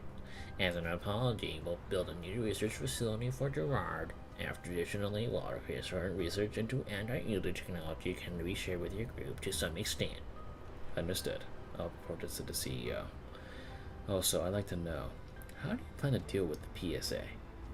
We found a scapegoat. Handing him over to authorities should suffice. You should rest easy on that matter. In a few days, you will see the result on the news. Alright, well, we'll have your update. That's it here for the day. Goodbye.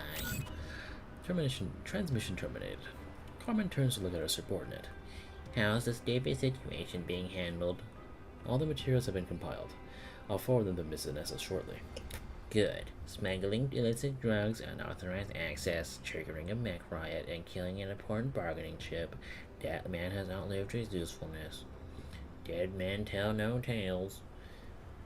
But we may lose our grip on Miss Vanessa. Didn't we agree to let her meet her daughter after the mission? You mean... Carmen swirls her wine glass. The deep red liquid casts a somber hue across, well, everything. Once the mission's over, let's meet her daughter. Let her meet her daughter. Well, she already has, so. 顺利完成任务，嫌犯已悉数逮捕。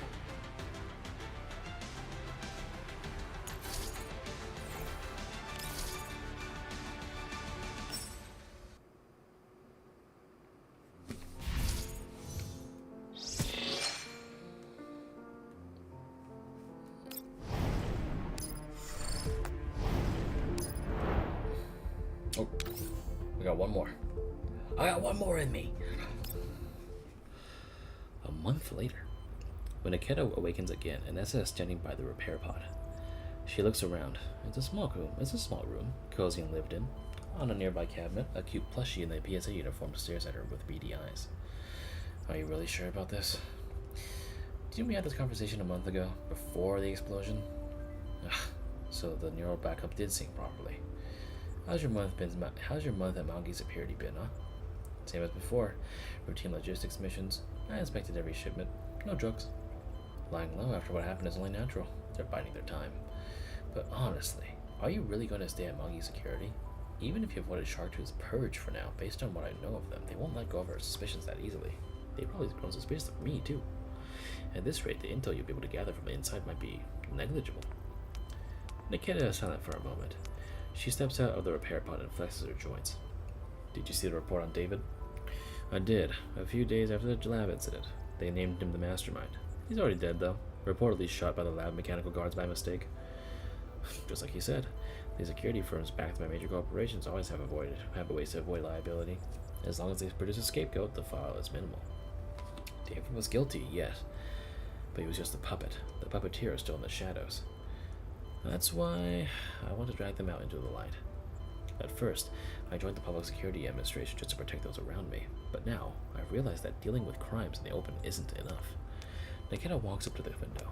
Heavy clouds blot out the sun. The satellite city is waking again to continue its slow decay. You said earlier that they'd keep a tight leash on me, and the chances of me finding anything are slim, but slim doesn't mean none, does it? Especially since I still have something they want.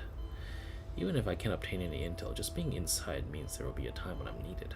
Besides, Nikketa looks into the distance. I found a new former colleague of mine on that list, which means this might be connected to Griffin, too. And if it is, then someone I know will likely get implicated. Conspiracies and darkness fester in the shadows just beyond the sunlight. If I don't step into it myself, I'll never uproot the sickness that lies beneath. And I won't be able to protect the things I really want to protect. She turns back to the face of Nessa. Her face is in the shadow, but her blue eyes shine brightly. I don't want to lose anything important again. And Nessa looks down at her hand and smiles. Only then does Nikketa notice a toy badge in Nessa's hands. They have bloodstains on that haven't been wiped clean. You're a lot like Nikki. Nikki? She's the character from a cartoon that Una loved. A detective. Honest, righteous, selfless. No wonder Una adored her. No wonder she adored you. About Una. She always said that when she grew up she wanted to be like me. To be a public security officer and protect the people of the satellite cities. One day, when she was still very young, I took her to a city museum. That's where she first learned about the contamination zone. On the way home, she kept asking me, Mama, if I become a PSO, can I protect the people in the contamination zones too? No. The contamination zones aren't under the PSA's jurisdiction. Then where do I have to go to protect the people there? Well, Mama doesn't really know. Una, contamination zones are very big and very dangerous places. Isn't it better to stay in a satellite city? Mama protects the satellite cities. The little girl tugs on Nessa's hand. Mama came from a contamination zone too, right? I want to protect more people like you. Sometimes I wonder, if someone like Una had rescued me from the contamination zone back then, would everything be different now? She treated everyone around her with such pure kindness. I'm not very good at comforting people.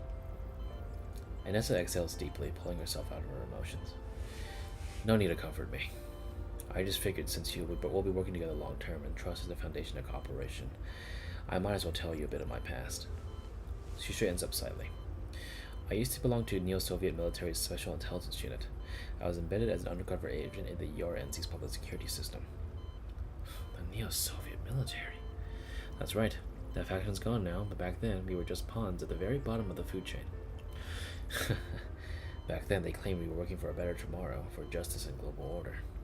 At first I only joined to get by, to put food on the table, but for a time I truly believed in the work. I thought if we won, people like me would finally be protected. But all we did was hurt more people like me. I could never tell Una about that. I was not a good role model for her. She takes a sip of water and continues. It sounds like she's fucking dumping loads. After General Carter fell from power, my colleague and I returned to our military base to erase our files, but somehow, all of our data had already vanished. During the retreat, my colleague was shot dead by the opposition forces while covering me. Before he died, he entrusted Una to me. So you're not even from the URNC. I wanted to become a citizen, to live like a normal person under the sun. Until Sharktooth found me. They had my file. They used it to blackmail me into using my rank and authority to carry out the dirty work, and they took Una away from me under the guise of protection. I tried to uncover their identity, but they were too elusive. They never appear in public. I found no clues. Nikketa remained silent. Does your sense of justice urge you to arrest me right now? Your crimes are for the court to decide. For now, we're just partners. The court depends on whose court it is, you know. But you're right. We're partners right now. We have more important matters to deal with, one step at a time. For you, it's about exposing the real mastermind. And for me, it's revenge for Una. I feel so very guilty. Her voice grows faint. It's impossible to tell if she's speaking to Nikketa or to herself. She could have become the person she always dreamed of being, but her life got snuffed out because of my weakness. If only I'd taken her and run, I could have given up everything. My status, my identity. She already became who she dreamed of being. Inessa watches as Nikketa walks over and takes the toy badge from her hand. Nikketa presses a few spots on the badge. Inessa's private terminal beeps. This is... She takes out her terminal and sees an unread message. Upon opening it, she finds a photo, taken from Nikketa's perspective, showing herself. This toy badge is capable of taking and sending photos. The anonymous informant who had provided that photo you gave me before was Una. Inessa stares blankly at the photo. Even when her own life was in danger, she chose to uphold the justice in her heart and sent valuable information to the person she trusted most. She already became the person she dreamed of being. Listening to Nikketa's voice, so much softer than usual, Inessa slowly rubs the badge with her fingers. Nikketa, you're actually surprisingly good at comforting people. She slowly buries her face in her hands. It is a silent cry of grief. Nikketa averts her eyes. Her gaze happens to land on the plushie sitting in the cabinet dressed in a PSC uniform. It, too, silently watches over the sorrowful woman. Oh shit, what's up, Kalina? That is what VSK-94 Nikketa has gone through. She's still working undercover inside Magi's security and will be sending us intel periodically. Commander, Groza is also on that list, so take the extra precautions and stay vigilant, okay? The Elmo travels smoothly through the road to Elviv. Outside the window, the sky is thick with clouds and the view is dim. I suddenly find myself picturing Nikketa's golden hair radiant as the morning sun. Even in a murky, shadowed world, that clear path is reflected in her brilliant blue eyes. The thought that makes me smile quietly, and I try to hold her image in my mind for as long as I can. Alright, Colleen, I understand. By the way, Nikketa asked me to pass a message along to you. What is it? I will lie in wait in the darkness, but if you ever need me, I'll meet you in the light. Boss. Oh, what a sick-ass motherfucker.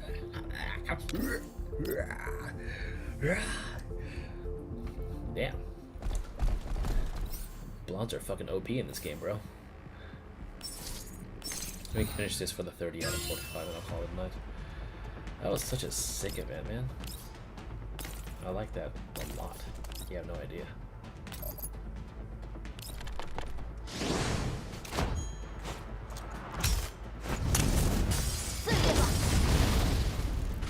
是会长心吧？ Oh. 以正义的名义，会长心吧？ Ah, shit, I didn't mean to do that. 依照相关条例，你被捕了。 Ah. There we go. 依照相关条例，你被捕了。 See. 顺利完成任务，嫌犯已悉数逮捕。 Alright. Very good. That was a good event. I liked that a lot, actually. I gave it a solid 8.5 out of 10. Very good.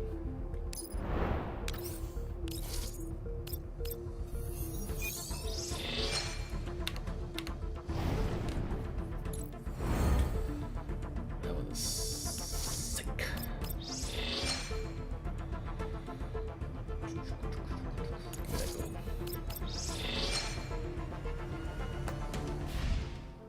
Alright. That's it.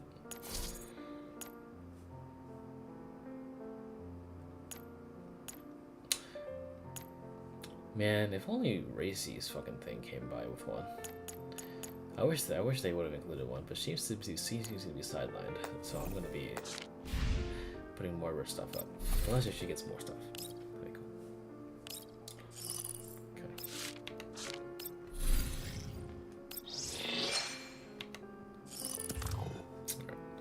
I'll do this tomorrow morning. That was a good read. And the stream was only like, what? 2 hours? How long has it been up?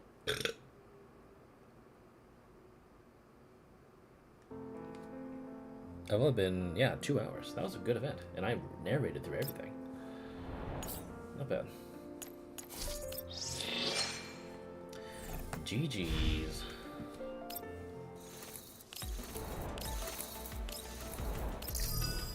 I'll do this later and release a video or something. Alright. We'll call it done.